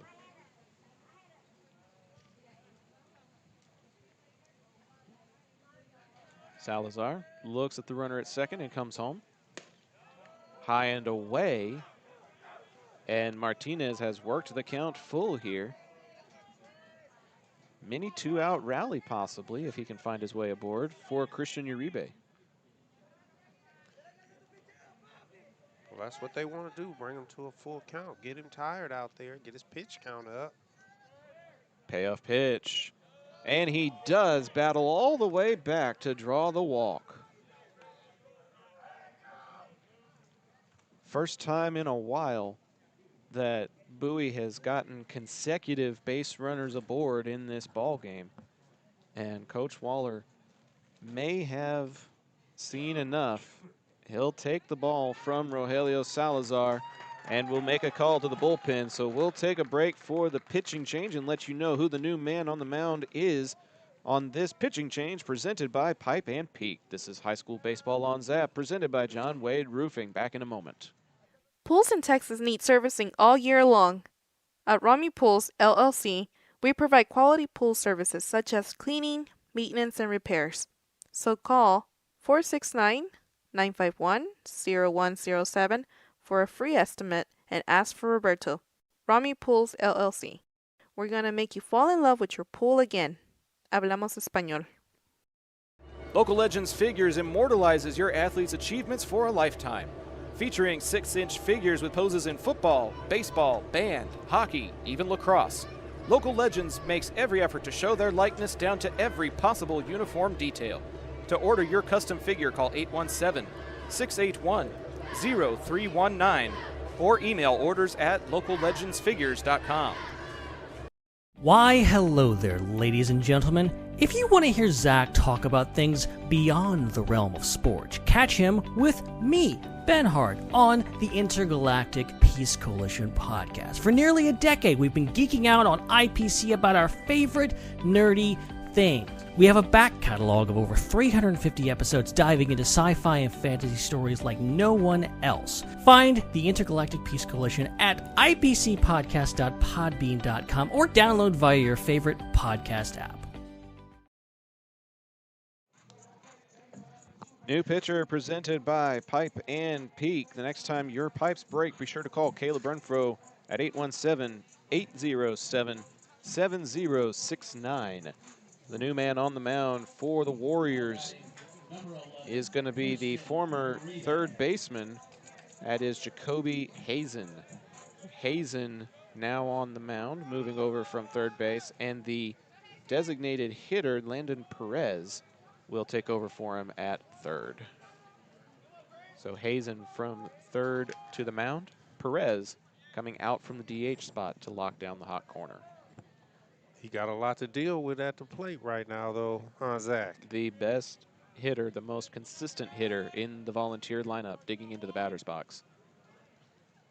And this one's going to skitter away from the catcher. Both runners are off and running, and they will make it. 2 men in scoring position on the wild pitch.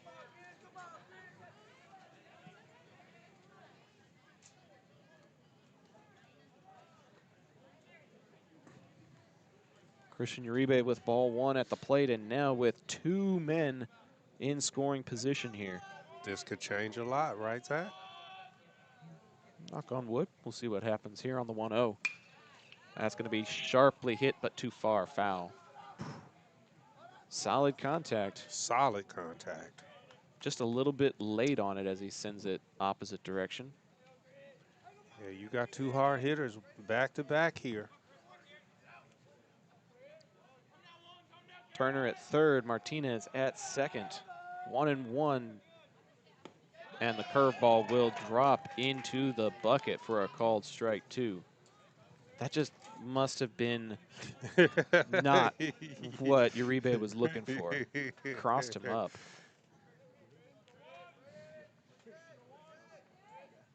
Hazen's 1-2. And that's too low. That's ball 2 now to Uribe. That was a very good eye, because he threw that one right a tinge below the knees. He very well could have offered at it and chose not to.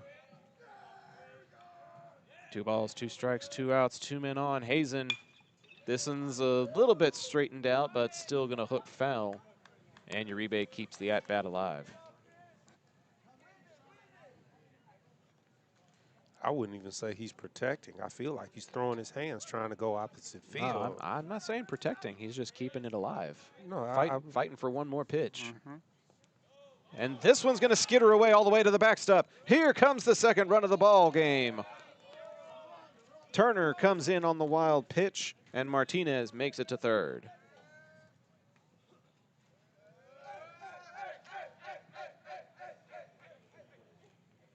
And now it's a full count to Christian Uribe, who can still bring in that third run with a base hit.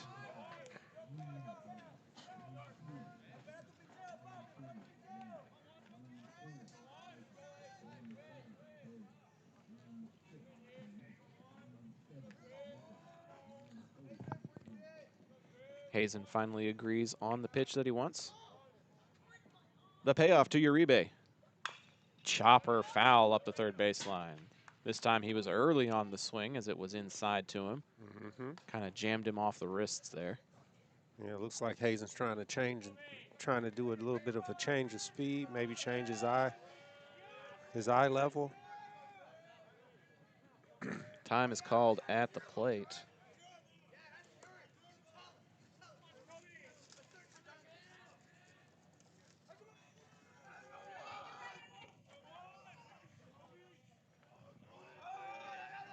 Another payoff pitch. This one is up in the air in foul territory, and they're not able to make the grab. Yeah, Vaca hustled over there, unfortunately. Couldn't come up with the play. Running over from first. He's been on his horse all day trying to catch those foul balls. He has. Uribe with a full count with 2 outs. I want to say this is around the 8th or 9th pitch of the at-bat as he just continues to battle here. It is a good battle. Quality at-bat that's already produced a run, and the Vols trying to see if they can produce another one out of it. Those bright orange shoes. He's going to smack this one to center field. This could be trouble. Center fielder's on his horse. He won't get there. It's off of the wall. Here comes the runner. Uribe is rounding, headed for third. The throw is going to be wide, and they will be able to corral it as Uribe gets a triple to center field to plate another run. He hit that ball super hard out there on a one-hopper to the fence. He hit that about 370 yards, Zach. The big hitter delivers the big swing.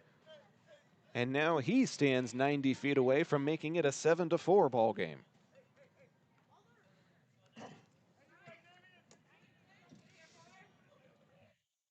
Roman Ortega got a double to right center and got an RBI way back in the first inning. His most recent plate appearance was a ground out. And he's looking at ball number 1 here. Low and away from Hazen. Trying to get a run back. Jot Holly tuning in the YouTube chat. We all know him as Jason, as this one into the night sky, but a lot more shallow than the last one as Luna creeps back to make the F4 in shallow right field, and that will leave Uribe stranded at third. But Bowie does plate 2 here in the 5th inning. We'll see if that gives them any momentum as the rain lets up here. Kind of clearing up after that 10% passes over us. And we're headed to the bottom of the 5th here at Martin High School. John Wade Roofing is celebrating 40 years serving the Arlington area. John Sr. played for Colt football and was the team MVP in '76. He went on to play for TCU, earning all conference honors. The family has a Colt legacy that spans generations and wants to help your family's roofing needs, plus gutters, painting, solar, and more. For more information, go to johnwaderoofing.com. Taquería Taco Express es la taquería oficial de Zach Arnold Productions. Con un amplio y auténtico menú, satisface tus antojos o prepara tu próximo evento con nosotros. Visítanos todos los martes para disfrutar de Taco Tuesday con 5 tacos y un agua fresca por solo $10. Para encontrar sucursales cercanas o hacer pedidos en línea, visita taqueriatacoexpress.com. To the bottom of the 5th inning. Turner back out for another inning of work, and he'll be facing the new pitcher, Jacoby Hazen, in the number 6 spot in the Martin lineup. 6, 7, 8, Hazen, Albart, and Powers will be due up. Bowie got a couple of runs across, but they're running out of innings to do so in. But Turner was able to get a clean inning back in the 4th. If he can do so again, it can send the Bowie bats back to the plate quickly.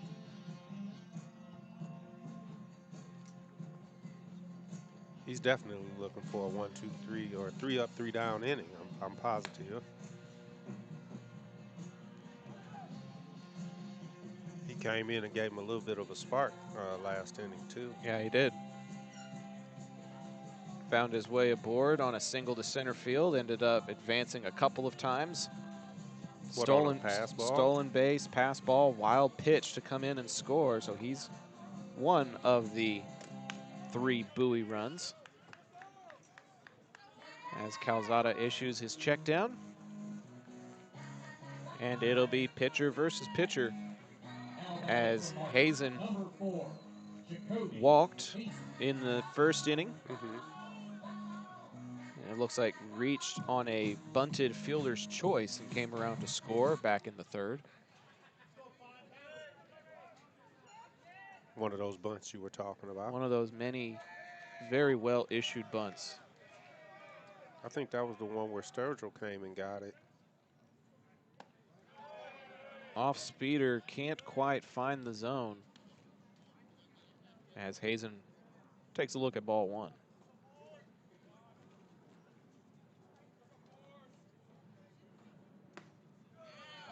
That one will be a called strike. Feels like maybe a bit of a makeup call because I feel like the previous pitch was more in the zone than that one was.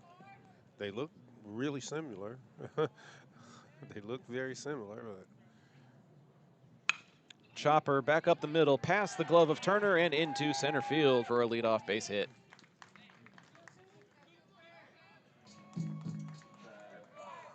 It's that awkward no man's land, Cam, where you get past the glove of the pitcher and there's not very much behind you until you get to the center fielder. yeah, you know, if there's no one on first, then they're not necessarily playing the bag. You know, they're kind of just in a normal position defensively. And that middle of the field, you got to really be able to cover a lot of ground to get to that type of hard hit ball up the middle.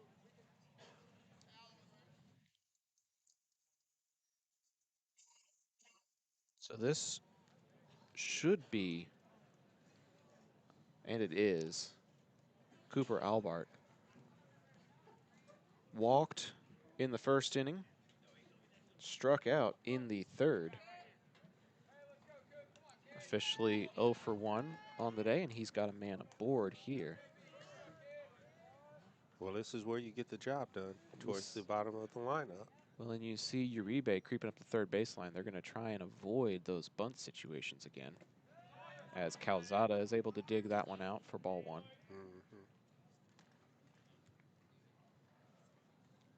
A little dirt popped in his eye, maybe. And they will issue time. One of the parts of the Arlington ISD bond package includes the issuing of turf baseball fields for the entire school district. If you are in favor of turf arrangements and live in AISD, then you will vote yes for that Proposition C of the bond package that is going to be put to a vote here soon. Strike 1 is called there to Albart. Which one do you prefer? You know, I see the pros and cons of both. I'm kind of in the camp that my dad is, that there's something unique and special about a grass field with a dirt infield. You get your jersey dirty. You feel like you're a part of the game. The divots that are in the dirt play a factor in the way that the ball rolls and its trajectory.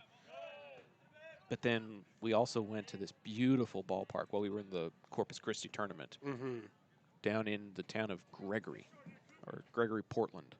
And their high school venue was all turf, and it looked like a collegiate ballpark. I swear to you, it was beautiful.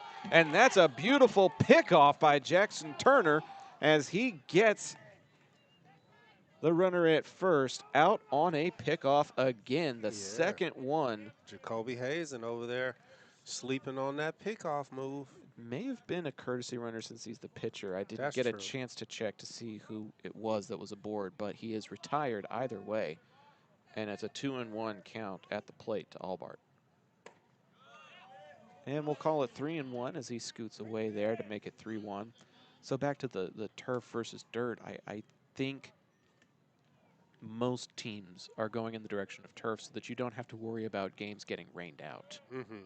Having a sloshy infield as that one is swung on and missed, it causes you to miss ball games or postpone them or relocate to other venues that surprisingly have turf. And so I think for logistics reasons, it's just easier to maintain and easier to keep your schedules consistent, especially in this inconsistent Texas weather. Swung on and swung through. Turner gets the strikeout of Albart, and there are 2 away. Yeah, I'm kind of in the camp with your father there with Pops. I played on both, but I prefer dirt. I feel like it's just a feeling, when I'm The way it feels underneath you. man, it's kind of just nothing like it. But like you said, I do understand the cost and the maintenance and and the accessibility of playing on turf. Yep. I usually get a little faster on turf too. Well, I remember doing stuff for the Texas Air Hogs, a minor league team in the Grand Prairie area, and they had turf, and they were one of the only ones in their league that had turf. And anytime those teams came to visit, they didn't know how to steal a base on their infield because the way that you time your slide on a steal on dirt is different than the way that you time it on dirt versus turf. Turner will get the 1-3 put out, and they do indeed get another unconventional 1-2-3 inning. A single to center field, and then the put out, a strikeout, and then the 1-3, and the inning is over. We're headed to the 6th here on the Zap Network. Bowie trails, but they just played it a couple and are looking for a couple more. We'll be back with the rest of this broadcast presented by John Wade Roofing right after this. Field Ops North Texas is the trusted name in athletic field marketing for schools, teams, leagues, and tournaments. They even do commercial landscaping. The better question is, what can't they do? With fast turnaround times and proven expertise, they make sure your grounds look unbeatable every time. Call 817-908-2194 to find out more. Looking for a plumber you can rely on? Pipe and Peak handles all your residential plumbing needs.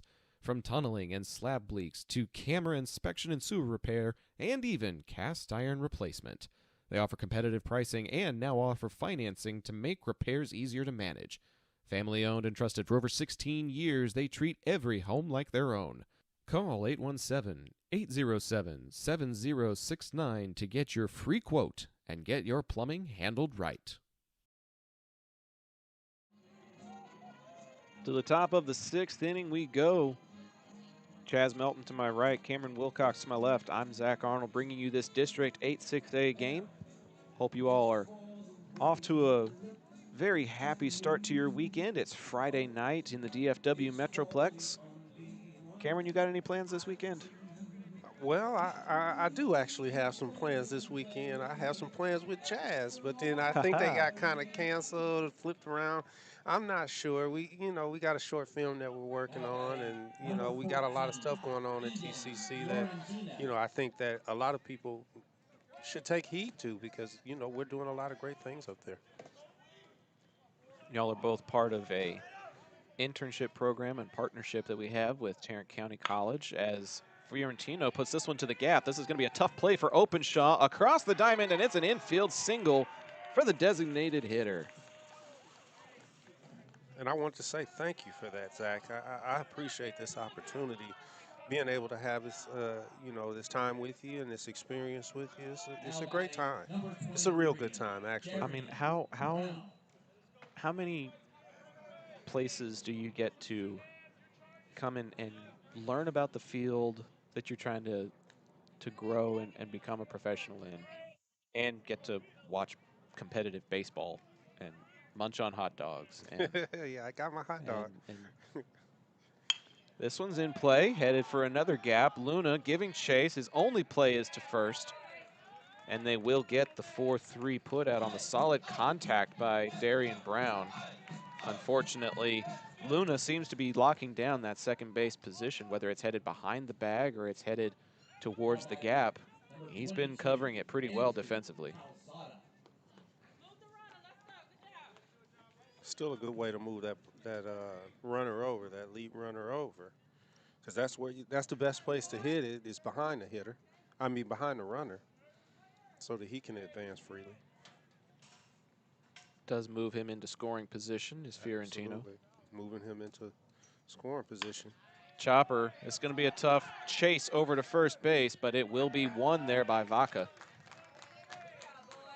Calzada first pitch swinging into a 3 unassisted, and after the sharply hit single, the Volunteers are 90 feet away from another run, but now have 2 outs and will have to get a base hit from Andrew Vega if they want to make it a 7-4 ball game. I know he has two solid ground balls. Unfortunately, they were right to the shortstop and the second baseman. This one's going to skitter away, and Bowie will get that 4th run. Fiorentino comes in, and it's 7-4 on the wild pitch. That's what happens when you make contact. They were able to move that runner over, get him in a scoring position, then move him on another play over to third. And you see, fortunately, with a pass ball for the Bowie Volunteers, they get a run out of it. All 1 at the plate to Vega. 7-4 your score now. Opportunistic base running, I think, is the word I would use, or the 2 words I would use. And that one's too far inside, and Vega will reach on the hit by pitch.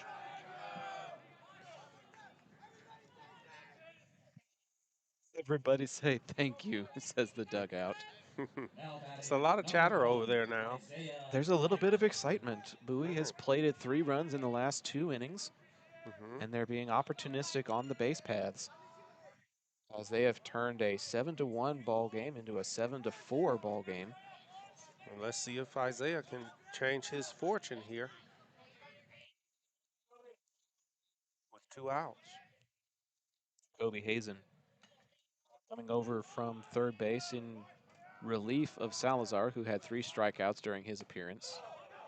Hazen, by my count, which could be mistaken, but I believe by my count, he has yet to record a strikeout. Check swing, but a strike is called anyway to Piper. Piper flew out to right field and was most recently caught looking an inning ago. And he'll get caught looking at that pitch as well to bring his count to 1-2. Across town in East Arlington, it's gone final on the Zap Network. Swing and a miss there from Piper will end the inning. We're headed to the bottom of the 6th. Bowie cuts into the lead, but they still trail by 3. It's a final score in East Arlington. The Colts 9, the Texans 3. So all eyes are on this ball game now, as hopefully some Zap fans are tuning into how this game finishes. We're excited to find out with you as we take a break and come back with the bottom of the 6th here on the Zap Network. Looking for the most unique gift for your student or athlete?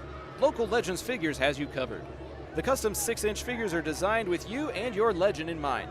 They even immortalize yours truly with a custom, never-before-used model to create a Zach the Voice figure for my 30th birthday.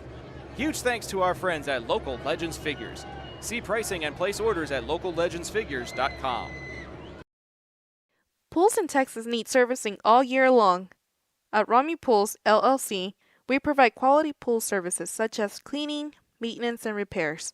So call 469-951-0107 for a free estimate and ask for Roberto. Rami Pools, LLC. We're going to make you fall in love with your pool again. Hablamos español. Bottom of the 6th inning here as the Volunteers continue to creep ever closer. Turner coming in relief of Ortega and has collected a couple of consecutive scoreless innings and has a strikeout to his credit as well. He'll need at least one more clean inning if Bowie wants to continue cutting into this 7-4 advantage that the Warriors currently hold. Looking at the on-deck circle, I do see a number 6, so that is the third baseman, former DH, Landon Perez.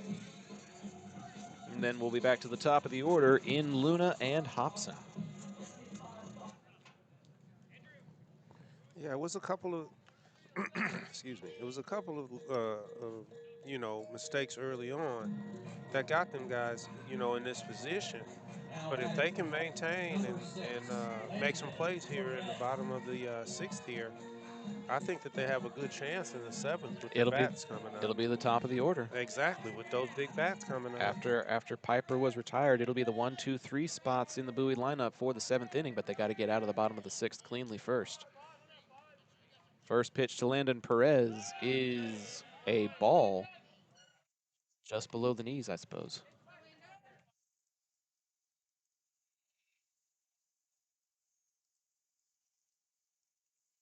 Turner fouled off into the parking lot. Perez lined into a double play that ended the first inning, but also got an infield single and made it all the way to third, collecting an RBI in the process back in the 3rd inning. That breaking ball is too far inside, and it'll move the count to 2-1.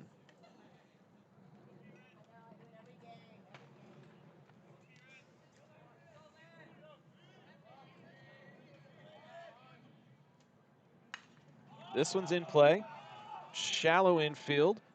Second baseman Martinez will call off Ortega and collect the F4 for out number 1. So absolutely what they need. Absolutely what they need to go ahead and finish out this inning.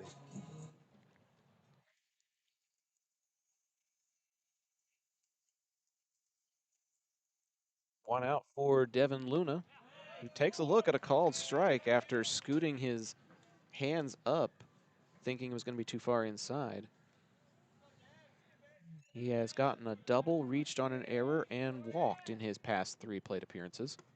As that curveball drops into the bucket again. Luna takes a look at Blue like, really? Really? I'm having trouble believing that one. Yeah, it hit my jersey. Mm-hmm. The 0-2 now. Tried to cross him up with something a little bit faster, and Luna was able to make contact, but he's late on the swing, and it'll stay 0-2. Yeah, somebody got their car hit over there. I mean, that's not the parking lot to park in. Hard hit right at Uribe. He'll fire it to Ortega, and that's out number 2.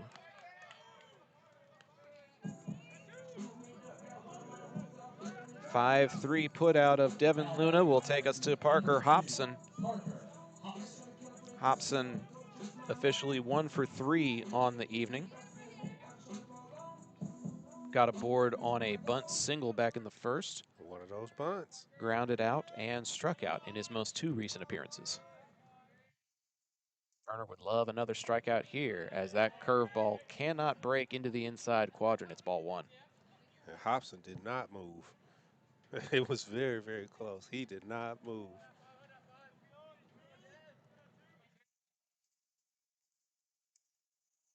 But he brings it right back, and this one comes in at the knees for a called strike, and it's 1-1.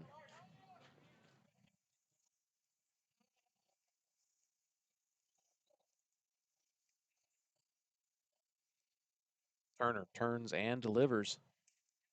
That one's too high. I like the placement, though, because he's been going inside and low, so he brings it more eyeball level. Mm-hmm. See if he tries to offer at it. Hobson just laid off that time. Yeah, you know, that's kind of a trick that, you know, a pitcher will use. Change your eye level and then bring it back. Oh, and everybody in the ballpark thought that that one was going to get called. That was a beautiful setup pitch. Like you said, you change the eye level, change the speed on him. You throw it up high, bring his eyes up, and then throw it right back into the bucket. And unfortunately, he didn't get the call as he throws that. Well, that foul will give him the second strike he was looking for a moment ago. And the count runs full to Hobson, 3-2.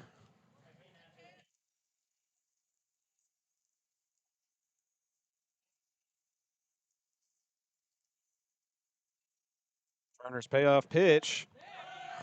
And he lost him. Base on balls to Hobson. Put him aboard for the shortstop, Openshaw. I know that first base coach is over there like, watch your lead. Everybody that's got on Jackson is they've underestimated his pickoff move. That is true. Probably going to keep it a little closer to the vest now. Yeah, they are. They look like they only about two steps. steps. Literally two Yeah. steps off of the bag. Breaking ball can't break into the upper quadrant of the strike zone there for Openshaw. Officially 0 for 3 on the evening is the shortstop with a strikeout and a couple of flyouts. One of those did result in an RBI on the sac fly, though. That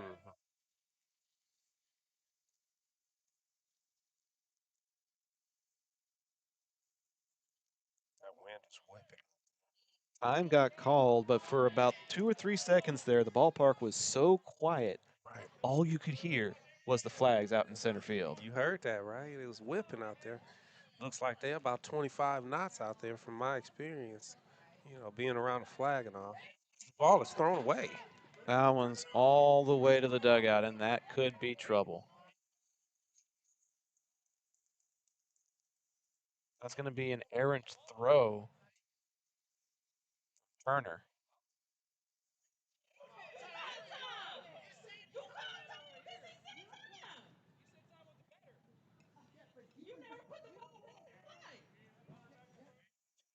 They're going to send the runner back to first.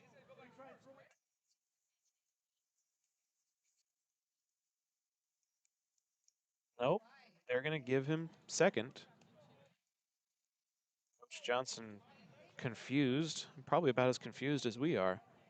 Sounded like time was being issued at the plate to the batter Openshaw. And if time is issued at the plate, then that means whatever Jackson Turner did just now is negated, which means the runner should not be permitted to move to the next base. Because the umpire never put the ball back in play. The ball was not in play at the time of the throw.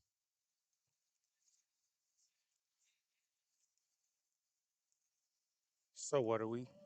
They're still going back and forth. They're still debating this. Coach Waller has his input up the third baseline. And it looks as though they are going to send him back. There they go. All right. That took a lot of deliberation and appeals, but Coach Johnson does get the call he was hoping for. And it'll put Hobson. Hobson goes back to first base begrudgingly. Yeah, it was a couple of fans out here yelling. More than a few. Right. Disputing that play. A strike will get called at the plate to Openshaw. Bring the count to 1-1.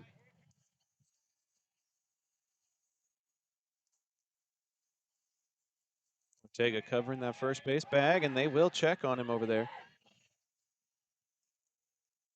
Got to keep that runner accountable. Yeah, it was just a quick check to let him know I'm thinking about you. This one's in the air.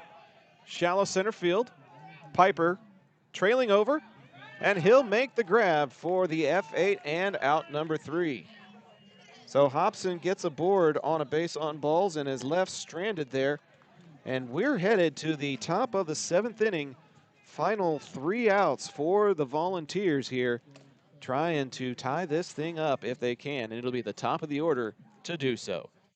We're headed to an exciting finish here in Southwest Arlington. Stick around, you don't want to miss how we finish out this district game on the Zap Network, presented by John Wade Roofing. John Wade Roofing has been serving the Arlington area since 1982, but the Wade legacy runs much deeper in the city of Arlington. A pioneer family that has had roots going back decades, John Wade and Company saw relatives attend the Cooper Street Arlington High campus and has had members play in Colt athletics for decades. And they're looking forward to serving this community for decades to come. Find out more at johnwaderoofing.com. Why, hello there, ladies and gentlemen. If you want to hear Zach talk about things beyond the realm of sport, catch him with me, Ben Hart, on the Intergalactic Peace Coalition podcast. For nearly a decade, we've been geeking out on IPC about our favorite nerdy things. We have a back catalog of over 350 episodes diving into sci-fi and fantasy stories like no one else. Find the Intergalactic Peace Coalition at ipcpodcast.podbean.com or download via your favorite podcast app. Back to the top of the 7th inning here. And our producer, Chaz Melton, actually made a really good insight during the break, Cameron. If a pickoff attempt over at first base had been successful during that timeout call and Hobson had been tagged out, then Coach Waller would have been able to make a very similar appeal on the Martin side of things, saying timeout was called at the plate, that out doesn't count either. Pendulum swings both ways. It just didn't swing Bowie's way on that potential error. But anyways, Piper gets the fly out to center, and we're back to the top of the order as Hazen delivers ball 1 to his pitcher counterpart, Jackson Turner, who has done very, very well in relief of Roman Ortega. And that is a 2-0 count, as again, Hazen unable to find the strike zone. Well, it's been a certain type of energy since Jackson took the mound. And now we see the Volunteers, I don't want to say rally caps, but I feel like that's what they're feeling right now. There's some energy in that third base dugout as strike 1 is called at the plate. You're within striking distance. The top of your order is up. What are you going to do with it? Now you're going to get a base hit up the middle to start the top of the 7th is what you're going to do. Turner finds his way aboard. And that's exactly what he did the last time he was up at bat, just on the other side of the bag. Hit a hard shot up the middle for a CNI single. So it'll be up to Martinez to try to find a way to send him over. Can't really be playing small ball trailing by 3, though. Every out matters here in the top of the 7th. Turner taking the lead off of first base, and he's off and running on the first pitch as it's a hit and run attempt that goes foul. When Martinez squared up to bunt.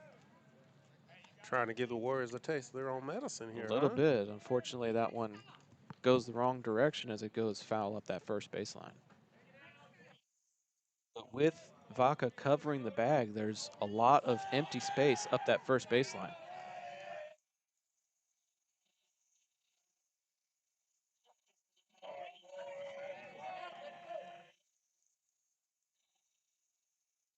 The 0-1. They're going to square up to bunt again, and it's a good one. Martinez will be retired on the sacrifice bunt that moves Turner over to second base. That's a 1-3 sac BU.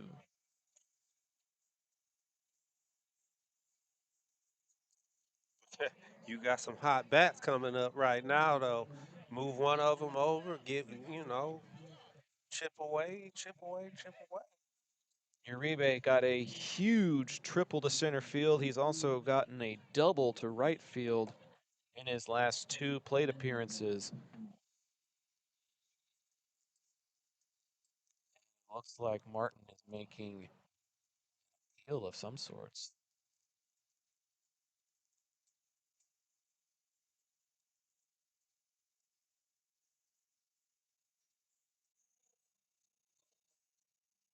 Well, I'm not sure what this is. I'm not entirely certain what the call is, but it doesn't look like any changes are being made. Right, he had an appeal on something. Maybe something Jackson did, or Something that Josue did on his way up to first base, I'm not sure. Okay.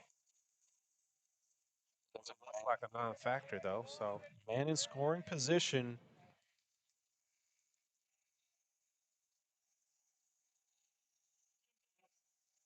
it's a lot of pressure here in this ballpark right A now. lot of drama in the 7th inning here. As Hazen's first delivery is going to drop in. Curveball called strike 1. Uribe, he laid off of that pitch in his last at bat, and this is something that he's probably looking for his pitch right now because he saw it last time. It's an 0-1, and he sits on the curveball, but unfortunately is too far underneath it. Luna will record out number 2 on the F4 of the most dangerous bat in the Bowie lineup. That was unfortunate. He let the first curveball go like he did in his last at bat, and I think he was looking for an inside fastball, and unfortunately he got another off-speed pitch, which he popped it up.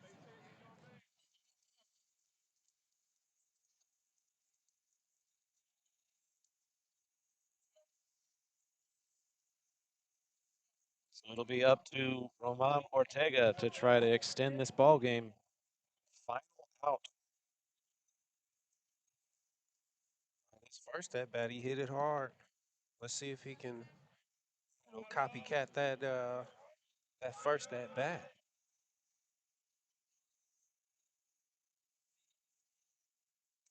And that curveball will drop in.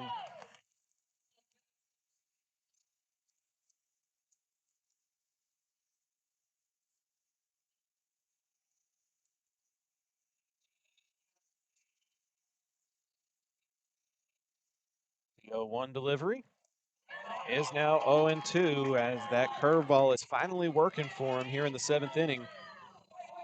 And the Volunteers are down to their final strike. Yeah, Hazen, he threw one in there a second ago. And that last one right there had Ortega a little bit confused on that outside corner chasing. The 0-2 home. Swung on and swung through. Hazen's first strikeout of the evening is the most important one as Martin collects the district win and the sweep of the Bowie Volunteers, which is a big boost for them for playoff considerations.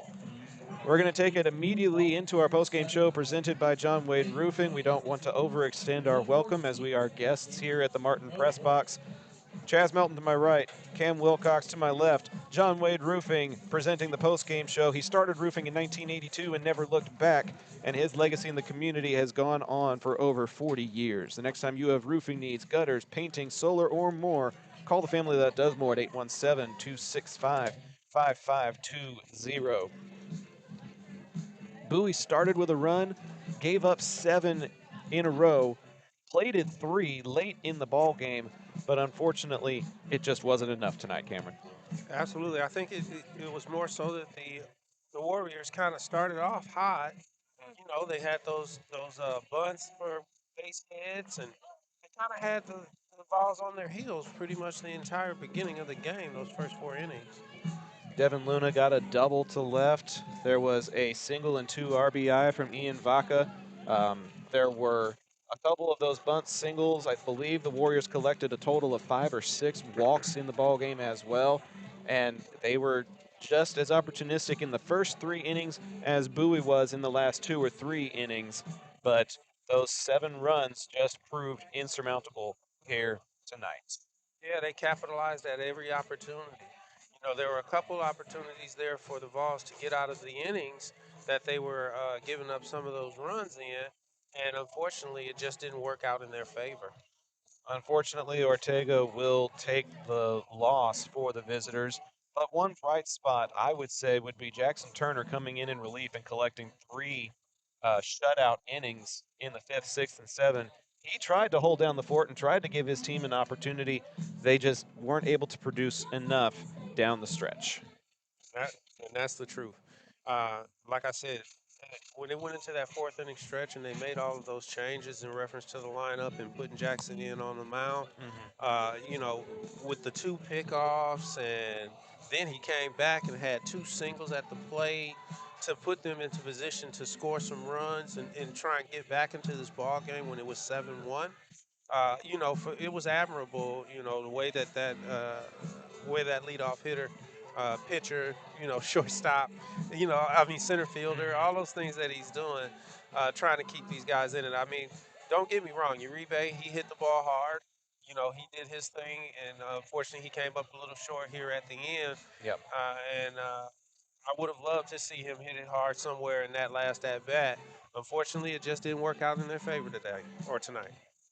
The Volunteers have a Saturday matinee game tomorrow against the South Hill Scorpions. We will not be providing coverage of that game. We encourage you, if you are part of the Bowie community, to come out and support those young men tomorrow. For Arlington High fans, their alumni game is at Colt Field tomorrow. So if you want to show your support as an Arlington faithful, that will also be taking place. We're taking the weekend off, and we'll be back next week for what could be the biggest production that Zap is going to have, as we will have a Tuesday and Thursday ball game between Bowie and Arlington. We'll be able to consolidate our resources. We'll be able to bring you immersive coverage of that home-and-home series as we get ready to celebrate Easter weekend. So we encourage you to subscribe to the channel so you get notifications for when those games go live. Arlington versus Bowie next week here on the Zap Network. Cameron, any final thoughts before we call it a night? No, I'm looking forward to that extravaganza. I mean, I love coming to watch Arlington and Arlington Bowie. I had a good time here at Martin. They were very, you know, forthcoming and hospitable. And I like the field. I loved it here. And I appreciate, like I said before, having the opportunity to do a broadcast with you here, Zach. It was a fun one in spite of the final outcome. Thanks to our producer and scoreboard operator, Chaz Melton. And for Cameron Wilcox, I'm Zach Arnold. Thanking you all for tuning in to this production on the Zap Network. We'll see you Tuesday. But until then, have a great night and have a great weekend.